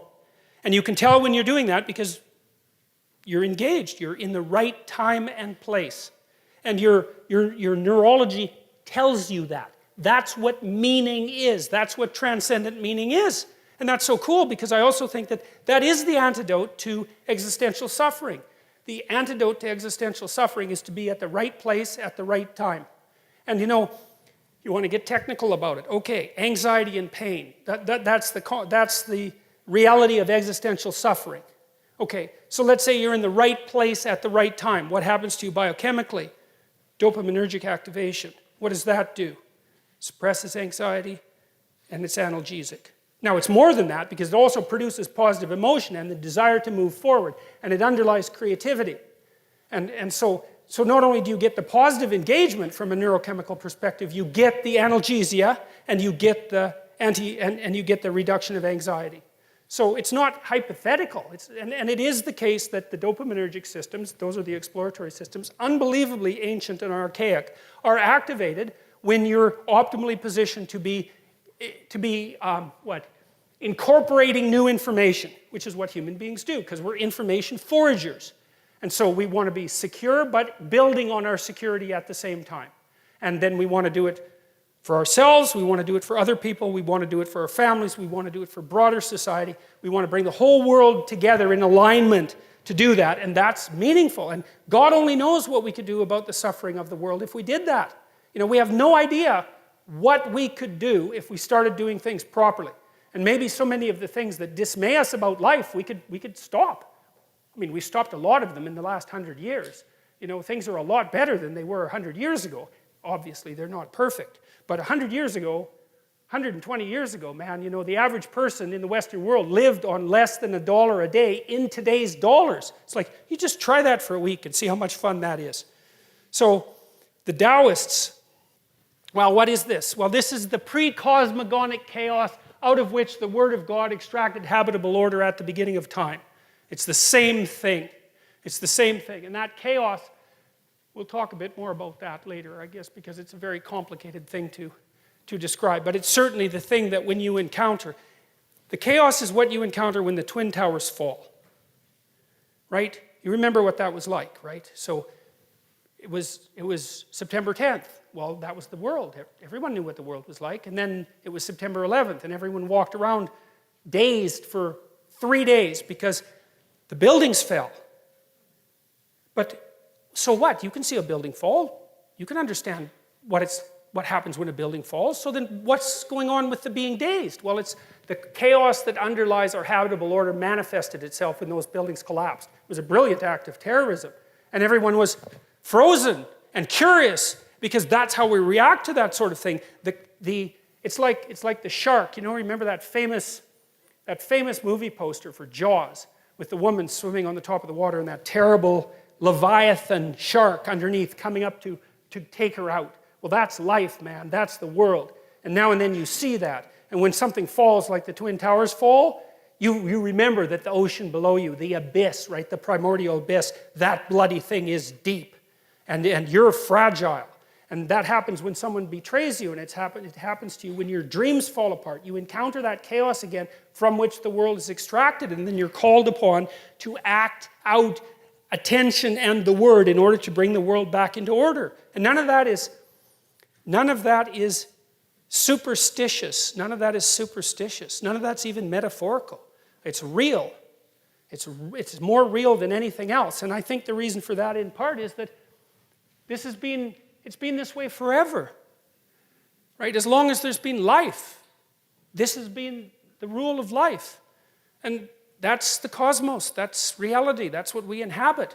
And so one of the things, you know, the so-called new atheists, and I don't want to go on a tangent about new atheists because I think atheists are often remarkably honest and very consistent in their analysis. But I just don't think they're taking the problem seriously, man. Like, I don't think they take their evolutionary theorizing nearly with the seriousness that it necessitates. And I don't think that you can dispute the proposition that the longer something has had a selection effect on life, the more real it is. It's the fundamental axiom of Darwinian biology. And I think the Darwinian world is more real than the physical world. That was the argument that I was trying to have with Sam Harris, and I didn't do the world's best job of that, although it went not too bad the second time. But it's not something to be taken lightly. It's a very serious, profound, and meaningful proposition. And people act it out and want to act it out whether they know it or not. That's Marduk. So the story of Marduk, I'll just give it to you very briefly. Tiamat and Apsu are locked in embrace at the beginning of time. Goddess of salt water, god of fresh water, together. Chaos and order, right? They give rise, masculine and feminine, they give rise to the world of the elder gods. And those are, to me, they're primordial motivational forces. They're something like that. And their rage and their lust and their love and all these things that possess us that are there forever. And they're out in the world acting. And they carelessly slay Apsu, their father. And they're making a racket, and then they kill Apsu. And then Tiamat gets wind of that. And that's Tiamat right there, by the way. She's kind of a rough-looking creature. And she's the mother of all things. And so she's not very happy about this. Her children have destroyed structure itself. Plus, they're noisy and careless. And so she thinks, all right, just like Noah, just like the God that brings the flood to Noah, exactly the same idea. Tiamat comes back and says, yeah, okay, enough is enough. I'm going to take you out. And she makes this battalion of monsters and puts the worst monster there is at the head of the battalion. His name is Kingu. He's like a precursor to the idea of Satan. And she lets the gods know, hey, I'm coming for you. And so they're not very happy about this because they're gods, but like, yeah, she's chaos itself, right? She gave birth to everything. This is no joke. And so they send one god out after another to confront her, and they all come back with their tails between their legs. There's no hope. And then one day there's a new god that emerges, and that's Marduk. And the gods know, as soon as he pops up, they know he's something new. Remember, and this is happening while the Mesopotamians are assembling themselves into one of the world's first great civilizations. So all the gods of all those tribes are coming together to organize themselves into a hierarchy to figure out what proposition rules everything.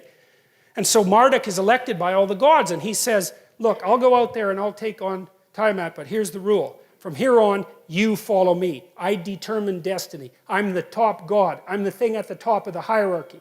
And all the other gods say, hey, look, no problem. You get rid of chaos, we do exactly what you say. Now, Marduk, he has eyes all the way around his head, and he speaks magic words. Those are his primary attributes. And so he takes a net, and he goes out to confront Tiamat. And he encloses her in a net, which I think is so cool because it's an encapsulation, right? It's a conceptual encapsulation. He encloses chaos itself in a conceptual structure. He puts it in a net, and then he cuts her into pieces, and he makes the world. And then he creates human beings to inhabit that world and to serve the gods. And he creates human beings out of the blood of Kingu, the worst of the demons. And that took me, it's a Colin DeYoung, who was a student of mine, helped me figure that out. I thought, geez, that's pretty damn pessimistic. It's like, what exactly, it's like a fall metaphor. It's like the idea of original sin, but our joint conclusion with regards to that was that human beings are the only creatures in creation that can truly deceive, right? We have the capacity for evil, just like it says in the Adam and Eve story. We can actually do that, and that's why we're made out of the blood of Kingu, the king of the demons. We are the thing that can deceive, that can twist the structure of reality. Well, so Marduk. Now, the Mesopotamians had an emperor, right?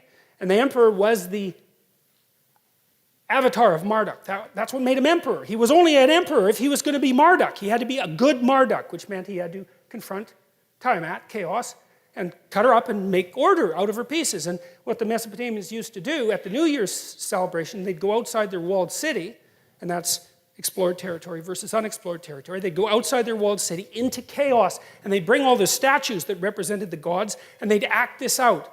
Because they're trying to figure something out, right? They're trying to figure out what this means. They're acting it out. And then they'd take their emperor, and the priest would make him kneel, and they'd take all his king uniform off, his emperor uniform off, and make him kneel and humiliate him and nail him with a glove and say, okay, how were you not a good Marduk this year, right? And then he'd recount all the ways that he was inadequate in confronting chaos, and then they'd do the celebration, and Marduk would win, and the king would go sleep with a royal prostitute. And the reason for that was, it's the same idea as St. George pulling the virgin from the dragon. It's exactly the same idea, that if you encounter the reptilian chaos, you can extract something out of it with which, if you unite, you produce creative order. That's what they were acting out. And that was the basis for the Mesopotamian idea of sovereignty. It's so smart. It's so unbelievably smart. And the Mesopotamians had a massive influence on the civilizations that then had a massive influence on us. It's one of the stories of how the notion of sovereignty itself came to be. It's the evolution of the idea of God. That's one way of thinking about it. But even more importantly, it's the evolution of the idea of the redemptive human being, right? And that's taken to one of its conclusions, well, in the story of Buddha, but also in the story of Christ, the idea of the perfect individual. And the notion is, well, that's the word that speaks truth into chaos at the beginning of time to generate habitable order that is good. That's the story. And so with that,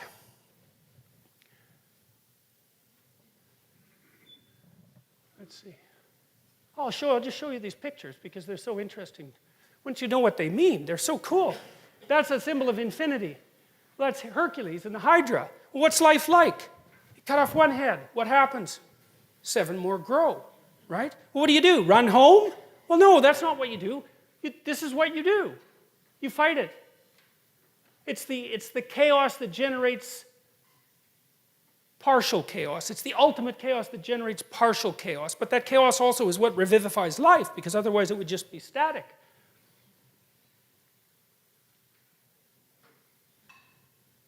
Mercury, the head of the Hydra, right? Freezes you. That's St. George.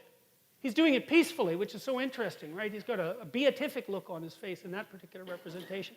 Another St. George, right? The Virgin in the background. I think that's St. Anne, if I remember correctly. St. George, he's the patron saint of England. Here's an interesting one. This actually sheds light on the human proclivity for warfare. St. George, that's a Muslim soldier.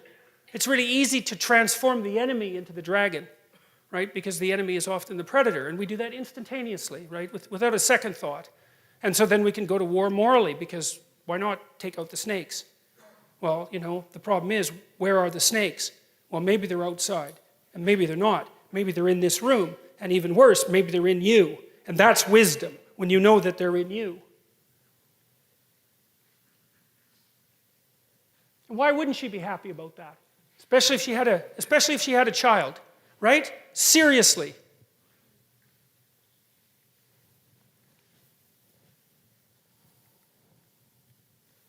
And that's Horus, right? The god of vision. And he was a falcon, because falcons have great vision, and they fly above everything and they can see everything. And so that was the Egyptian creator god, Horus. And I'll tell you the story about Horus at some point as well.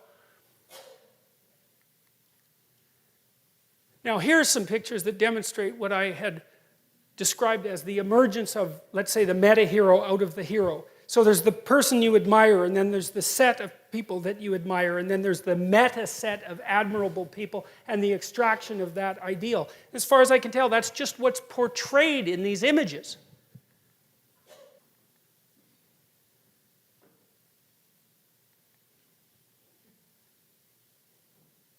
That's a great one. It's a very sophisticated image. You see the two sides of Christ's face are not symmetrical. One's God and one's man. That's what that icon means. And so the fully developed person in this representation, it's one of the oldest representations of this sort that we know. The idea is that there's the human person in his ordinariness, let's say, and then there's this kinship with the divine that's associated with the willing adoption of the responsibility of mortal being. And that produces this union, and then it's manifest in a book, right? Because that's speech, and it's associated with the Son, right? It's the proper way of being.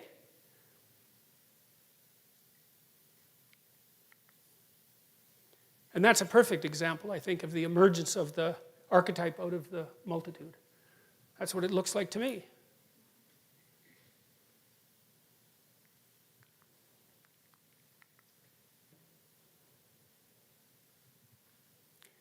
And so, I guess now we're done with Genesis 1, and that took 3 lectures, but God's complicated, you know? That's the thing.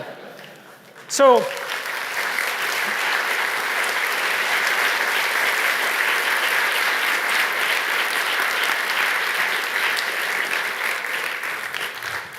So thank you. And next week, by all appearances, that's where we are. So we've got 20 minutes for questions. So in the past, I've done some work with Big Brother, Big Sister, and whatever. That being said, the most common story I tend to hear from conflicted youth is that they're raised in a single-family home, usually with a mom. Dad is either not in the picture, an alcoholic, whatever. So we have this child who is trying to seek ways to make himself healthy and empower himself in ways that a healthy father should have done so, between the formative years of like 1 to 4. So I think you know where I'm going with this. Let's say for someone who's born without like a good father figure, where would they go out in the world, or like what spheres of influence would they try to expose themselves to like gain access to that fountain of health and knowledge that a good father figure should have provided them to in the first place? Okay, well, certainly to some degree, a good mother can provide that, right? To some degree. Although it's hard for one person to be everything. Right. And I think one of the conundrums that face women, and this is a tough one, and this is why I think women are higher in trait agreeableness and higher in trait negative emotion, is that, the primary problem that a woman has with an infant is why not throw it out a window? Because it's very annoying, right? It's there all the time. It's constant demand. It's absolutely constant demand, tremendous dependency. And so a woman has to be tilted towards mercy. That's how it looks to me. Right. And especially it's so important during especially the first year when children are so unbelievably vulnerable. And so I think it's very difficult for women to be merciful like that and to make the shift to encouraging disciplinarian. I think that's a very difficult thing for people to do simultaneously. Although, people, I'm not saying that women are always only merciful and men are always only encouraging disciplinarians, but things do sort themselves out to some degree like that. And I think also the biochemical transformations that accompany pregnancy and childbirth and lactation also tilt a mother towards that as well. Because she has to really love that little thing, right? It's number one, no matter what it demands. And then telling it what to do and making sure it's behaving properly, that's a whole different issue. Now, but the kids who lack fathers, first of all, they can find that to some degree in their friends. Okay. And that's often what fatherless boys do in particular. They go into gangs. And they generate the missing masculinity in the gang. Well, that's not so good because, like, what the hell do they know? Yeah. They don't know anything, right? They're just stupid kids, and they're like 15 years old, and their testosterone is pumping, and they're trying to get the hell away from their mother, which is what they're supposed to do. And they're not in the right position to exercise any authority over themselves. So that's not good. They can find it in education. They can find it in books. They can find it in movies. They can find it in sports heroes and so forth, because the image of the father is fragmented and distributed among the community. Okay. But it's very, very difficult to not have a father. Right. And one of the things that we're doing in our society, which I think it's absolutely appalling, is that we're making the case that all families are equal. It's like, sorry, no, wrong. And there's no empirical data supporting that proposition, by the way. It's much better for kids to have 2 parents. Okay. Now, who those parents are, that's a whole different issue. But. Okay, and if I could just add one more thing. How would you answer that question to, let's say, a daughter who was raised without a father? Because she would obviously have different ways of finding those fragments of her missing father than, like, a boy would instead. Because obviously they're raised differently. At least they should have been. Well, I think it's the same issue, I think that another danger that emerges, and this is Freud's, of course, famous observation, is that if there's mom and child, or father and child, that relationship can get a little closer than it should. Okay. And then the lines get blurry and mixed. And I'm not saying that happens to everyone, obviously, but it's still a danger that's inherent in the situation. They're thrust together too tightly without sufficient resources. Okay. And so the responsibility has to be distributed more. And I really do think that it's the sign of the degeneration of a society when single parenthood becomes anything approximating the norm. It's not a good idea. And part of the reason I believe that, and I think this has to do with the overwhelming selfishness of modern life, is that marriage isn't for the people who are married. It's for the children, obviously. And if you can't handle that, grow the hell up. Seriously. Yeah, okay. Seriously. Once you have kids, it is not about you.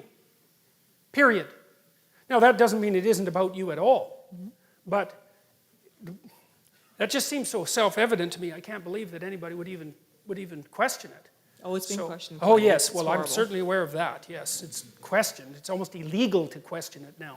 You know, or illegal to make the set of propositions that I'm making. So that's the best I can do. Yeah, with no, that. that's excellent. Thank you. Okay.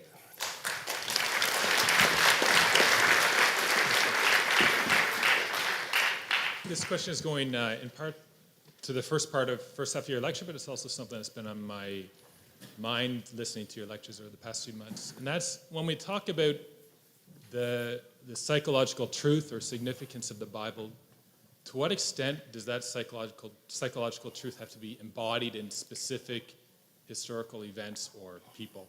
And so, for instance, the thing that's sort of been bugging on my mind is there's a part that St. Paul's talking about in the New Testament somewhere in one of his letters, and he's talking about the resurrection. And he says, if it didn't happen, then this whole thing is just meaningless. The faith is meaningless. Like for him, there had to be that embodiment of that historical person or event in that case. Well, the best answer I have to that at the moment is that I'm really happy that I'm not at that point yet in this lecture series. You know, because there's a crucial issue there, and I don't know exactly what to make of it. And my approach at the moment, as I said, is to approach this as rationally as I possibly can, and I hope I know a hell of a lot more about what I'm doing by the time I get to that particular question. And I do have the beginnings of ways to answer that, but I'm not going to answer that at all right now because it's so bloody complicated. It would just burn me to a frazzle, and I'm already mostly burnt to a frazzle after that lecture, so I couldn't attempt to even start to sketch it out. I don't know. I mean, part of it is to be just rational about it, just to be rational about it. There is something about the idea that continual death and rebirth is a necessary precondition to proper human adaptation. Like every time you learn something new, that's important. Part of the stupid old you has to die. And sometimes that can be an awful lot of you. And in fact, it can be so much of you sometimes that you just die, right? You just can't handle it. And so there is a real idea that you have to identify with the part of yourself that transcends your current personality, that can constantly die and be reborn. Now, then I could say, well, that means that all of this is psychological and symbolic. And that's the simplest answer. But I'm not satisfied with that answer, even though I think it's coherent and complete. Because the world's a very weird place, and there are things about it that we don't understand. So I can't go any farther than that at the moment. So, yeah.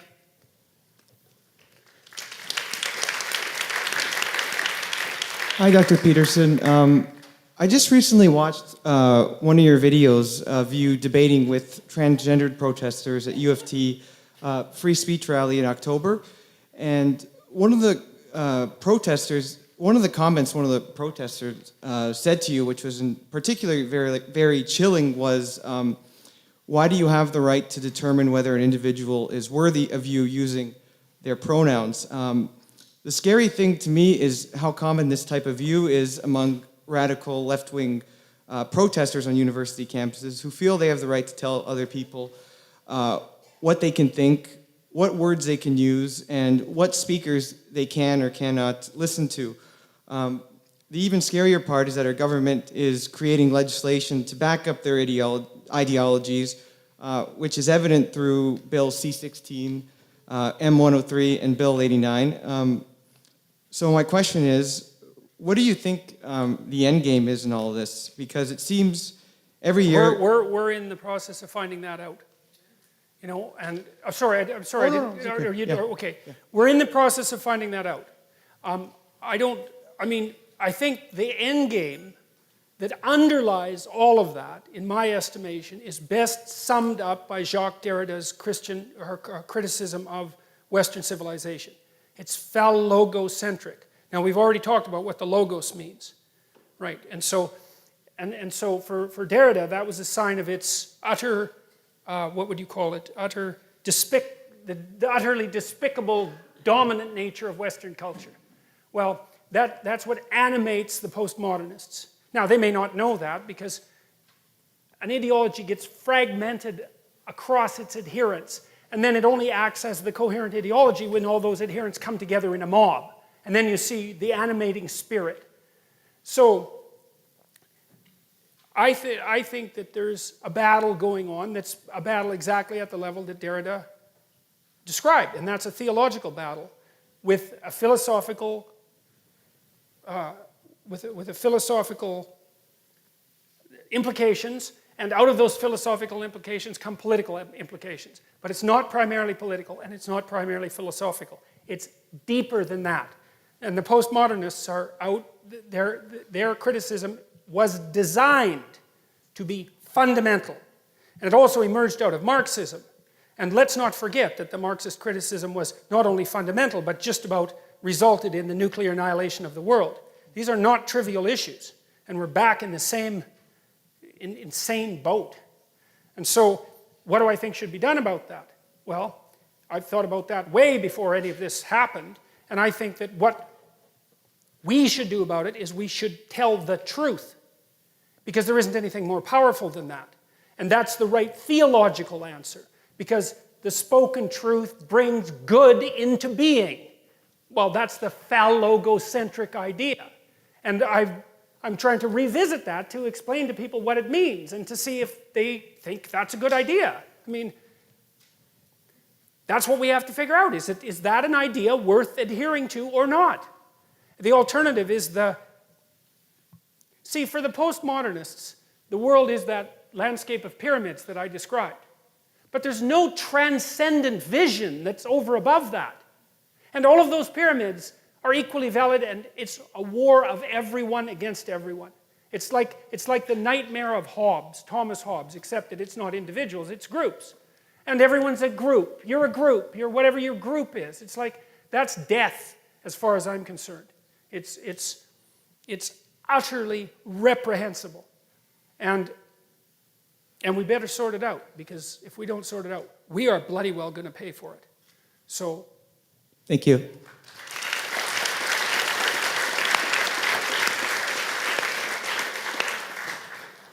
Hey, how's it going? I just want to say thank you for doing all this, and I really appreciate That's it. Bob and Doug McKenzie, right? Yeah. Hey, how's it going? Yeah. I'm glad you caught that. Yeah. Yeah. So I did a Facebook poll. Yeah. Some people who are familiar with your work, and a question kind of rose to the top, just right out of the blue. It was spectacular. And what it was, you didn't really touch it here, but you touched it a bit in your lectures. It was about integrating the shadow. Yep. And one of the main questions was, how does one go about that, especially in the modern world? We're usually sheltered from anything resembling that kind of concept. We don't engage like the unknown. We don't come into life or death situations, most of us, unless we work as like an ambulance, Well, that's one one thing you can do. Well, that is one thing you can do, is that you can search out experiences that put you there. That's because, you can do that as a volunteer, for example. I mean, one of the things I saw once, it was in Montreal. I was in this outdoor mall in Montreal on St. Hubert, and I saw this great big 17-year-old kid, and he had a mohawk, and he was dressed in leather, and with studs, and he was doing the modern barbarian thing, and he had it really down. And he was standing in the corner with 2 pink shopping bags, eh? So I was looking at him, and I thought, if someone offered him the opportunity to drop those goddamn sleeping bags or shopping bags and go fight with ISIS, he'd be there in a second. Yeah. Right, because what the hell is some monster like that doing standing on the corner of St. Hubert holding 2 pink shopping bags? Thank you very much. So some of it is that you need to find out where you can push, where you need to find out that edge that you can push yourself against. And it's going to be different for different people. But that's the call to adventure and heroism. And there are life and death situations everywhere around you if you want to involve yourself in them. Now, sometimes that might be like to put yourself together to the degree that you can, say physically or spiritually or intellectually. It could be an intellectual battle. It could be a moral battle. Like the frontier is everywhere. The frontier is just the edge between what you know and what you don't know. You want to put yourself on that damn edge and make yourself into something. And you can retreat into comfort in the modern world. And I think that is a problem. I've noticed that it's one of the pathologies of wealth I would say, because one of the problems with being relatively wealthy if you're a parent is that you cannot provide your children with necessity. And that's a big problem because they need necessity to call them into being. And, you know, if you don't have a lot of material resources and your children ask you for something, you can say no because no is the answer. It's like, no, we can't do that. But if you can say yes, then it's really hard to say no because then you're just arbitrary. Well, I don't know. It's like Kierkegaard said, you know, there will come a time when we have so much security and comfort that what we'll want more than anything else is deprivation and challenge. And I think that's particularly what young men want. Now, I think that that's partly because young women, they're stuck with that anyways. Because they have to, it's the necessity of living in the world and the responsibility of infant care in particular. Like, that occupies them. Men have to do it voluntarily. Women now too because of the birth control pill, but you know, that's 30 years ago. We hardly have to talk about that at all yet. So, Thank you so much. Yeah.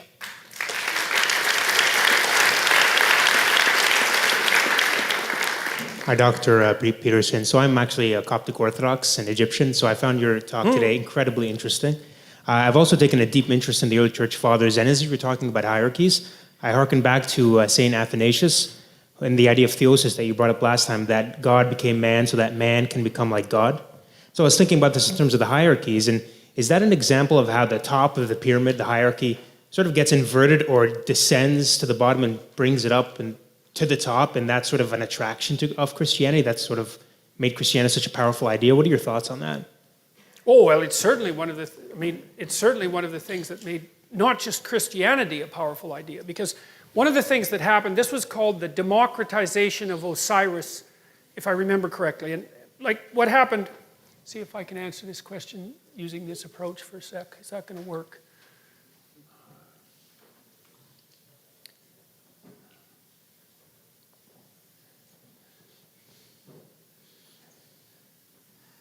I don't know if I can answer that question that way. The part of the attraction of Christianity, but this was something that emerged across time, was the notion that even if you were in a lowly position, that there was something about you that was akin to the divine. And now you might say, well, that's just wish fulfillment. That's what Freud would say. That's what Marx would say, right? The opiate of the masses. I tweeted yesterday something I thought was pretty funny, which was that like religion was the opiate of the masses, but that Marxism was the methamphetamine of the masses.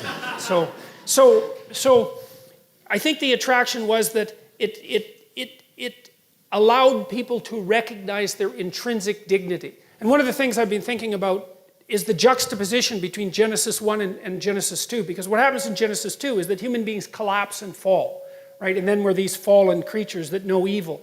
But in the beginning, in Genesis 1, it's really an optimistic story because it says, well, we're the sorts of creatures that partake in the calling forth of being from chaos.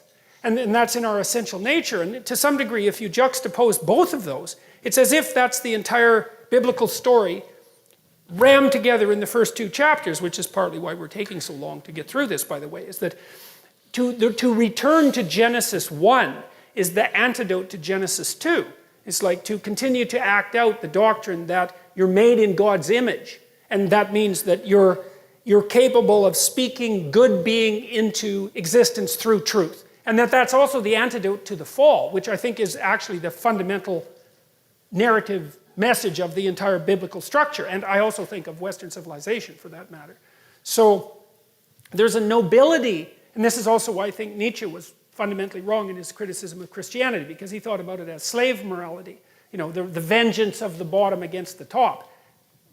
That's more historical than theological. It's like it gives dignity.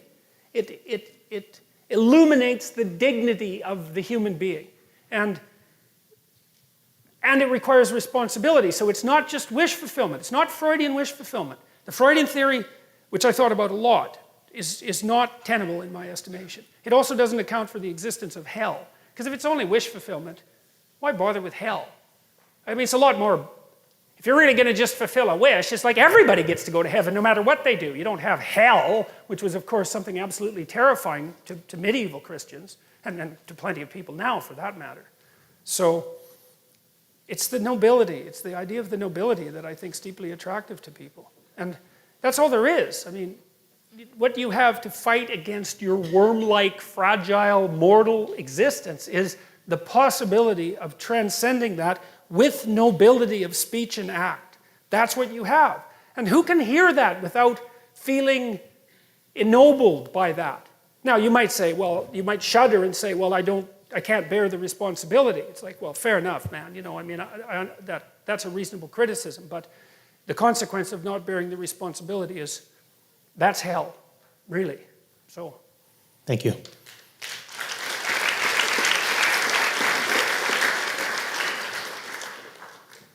Thank you very much for your talk. I don't know if you're familiar with the works of Nassim Taleb. I'm reasonably familiar with them. So I think it's fair to say that he talks about the idea that people, and especially modern people, have a failure to recognize the unknowns, right? The unknowns as such. Yes, right.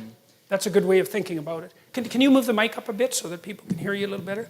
Thanks. Can you hear me now? Yes. Okay.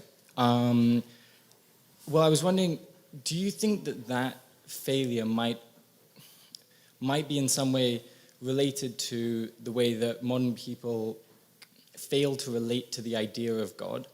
So, in the sense that, people can't really grapple with the notion of God, right? Like, as much as you can give a rational argument for it, you can't feel God in the way that perhaps a more religious person or a more an older person might have felt God. Do you think that inability to recognize the unknown unknowns might play into that? Well, so that seems to me related to this idea of the absence of necessity. So, something like that is that, because I think that what you're making a claim, maybe tell me if I've got it wrong, that if you're sheltered too much, then it also separates you from anything that's divine. I guess that might be right, because there's not enough intensity of experience. It's something like that. Is that part of the issue? It might be more related to the idea of realizing the absolute infinitude of what you don't know, like the mysterium tremendum, like that kind of.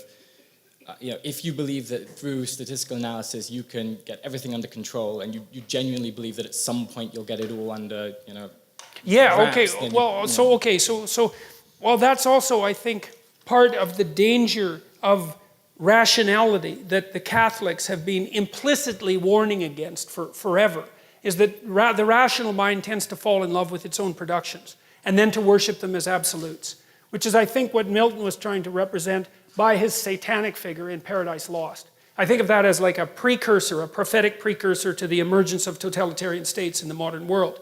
And so, yeah, I think that you can believe that what you know is sufficient to banish permanently what you don't know. And I do think that does, paradoxically, although you'd think that would make you secure, it also does destroy your relationship with the spirit that might help you deal with what it is that you really don't know, with the unknown unknowns. So yeah, I mean, we don't know to what degree extreme experience is necessary to bring forth extreme experience, right? What do you have to be through before you encounter a religious revelation? Well, people might say, well, you can't because there's no such thing. It's like, well, don't be so sure about that. I mean, people have reported them throughout history, but they don't generally occur when you're, that's my favorite trope, when you're eating cheesies and playing, and playing Mario Brothers, right? So, yeah. So that's the best I can do with that. Thank you very much. Yeah.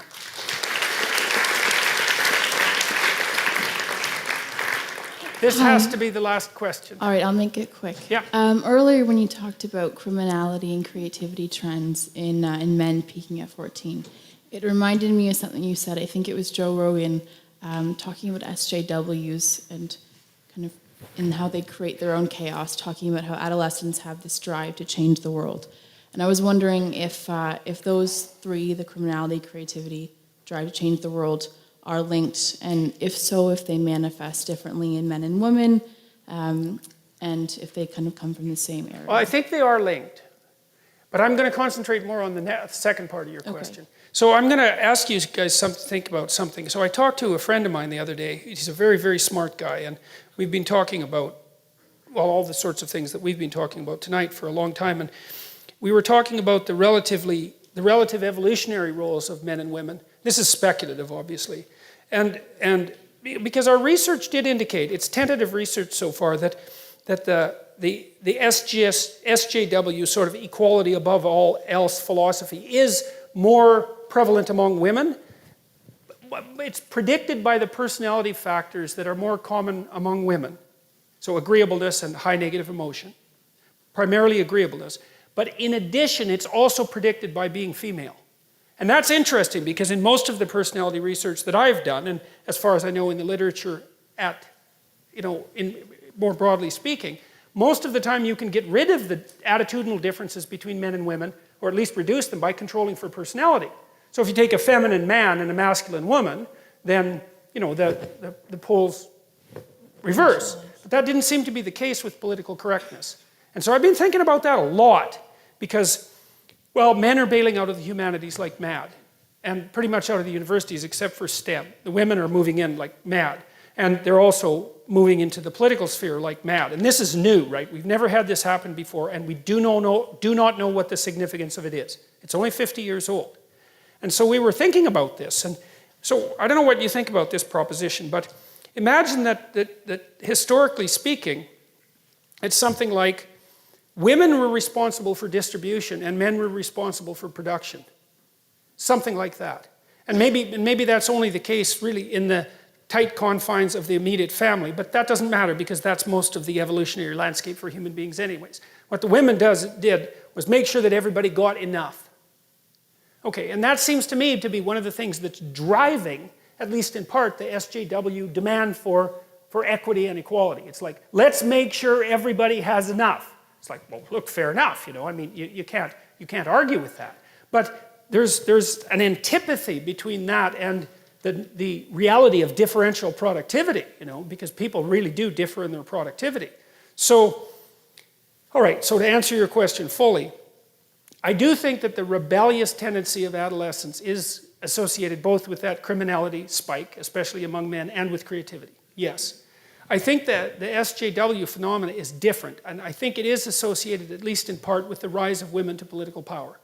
And we don't know what women are like when they have political power, because they've never had it. I mean, there's been queens, obviously, and that sort of thing. There's been female authority figures, and females have wielded far more power historically than feminists generally like to admit. But this is a different thing.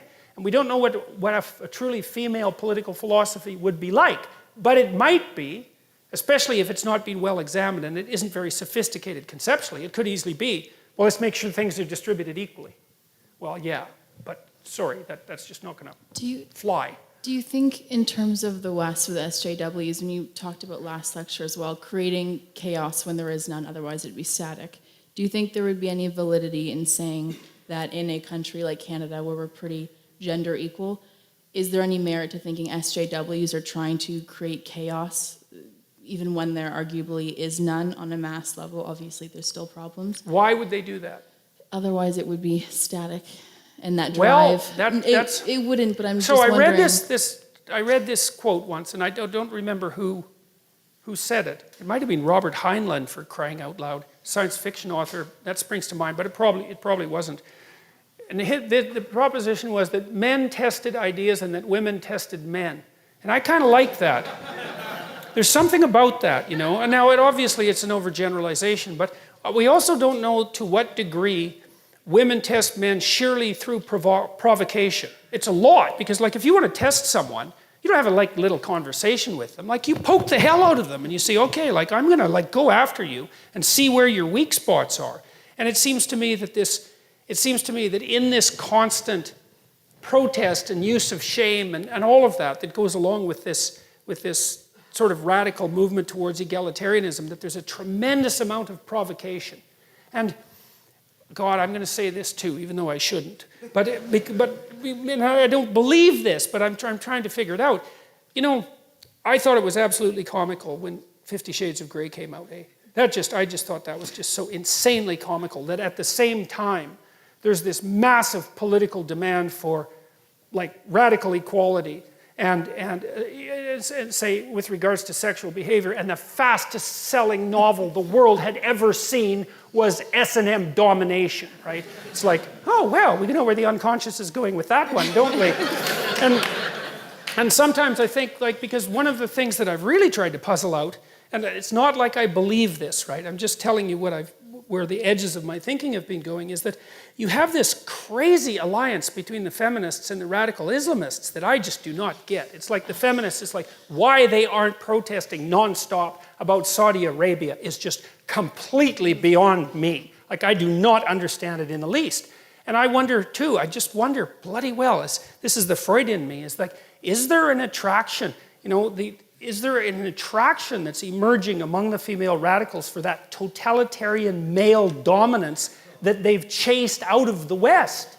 And I mean, that's a hell of a thing to think, but after all, I am psychoanalytically minded, and I do think things like that. Because, like, I just can see no rational reason for it. The only other rational reason is that, well, the West needs to fall, and so the enemy of my enemy is... My friend, exactly.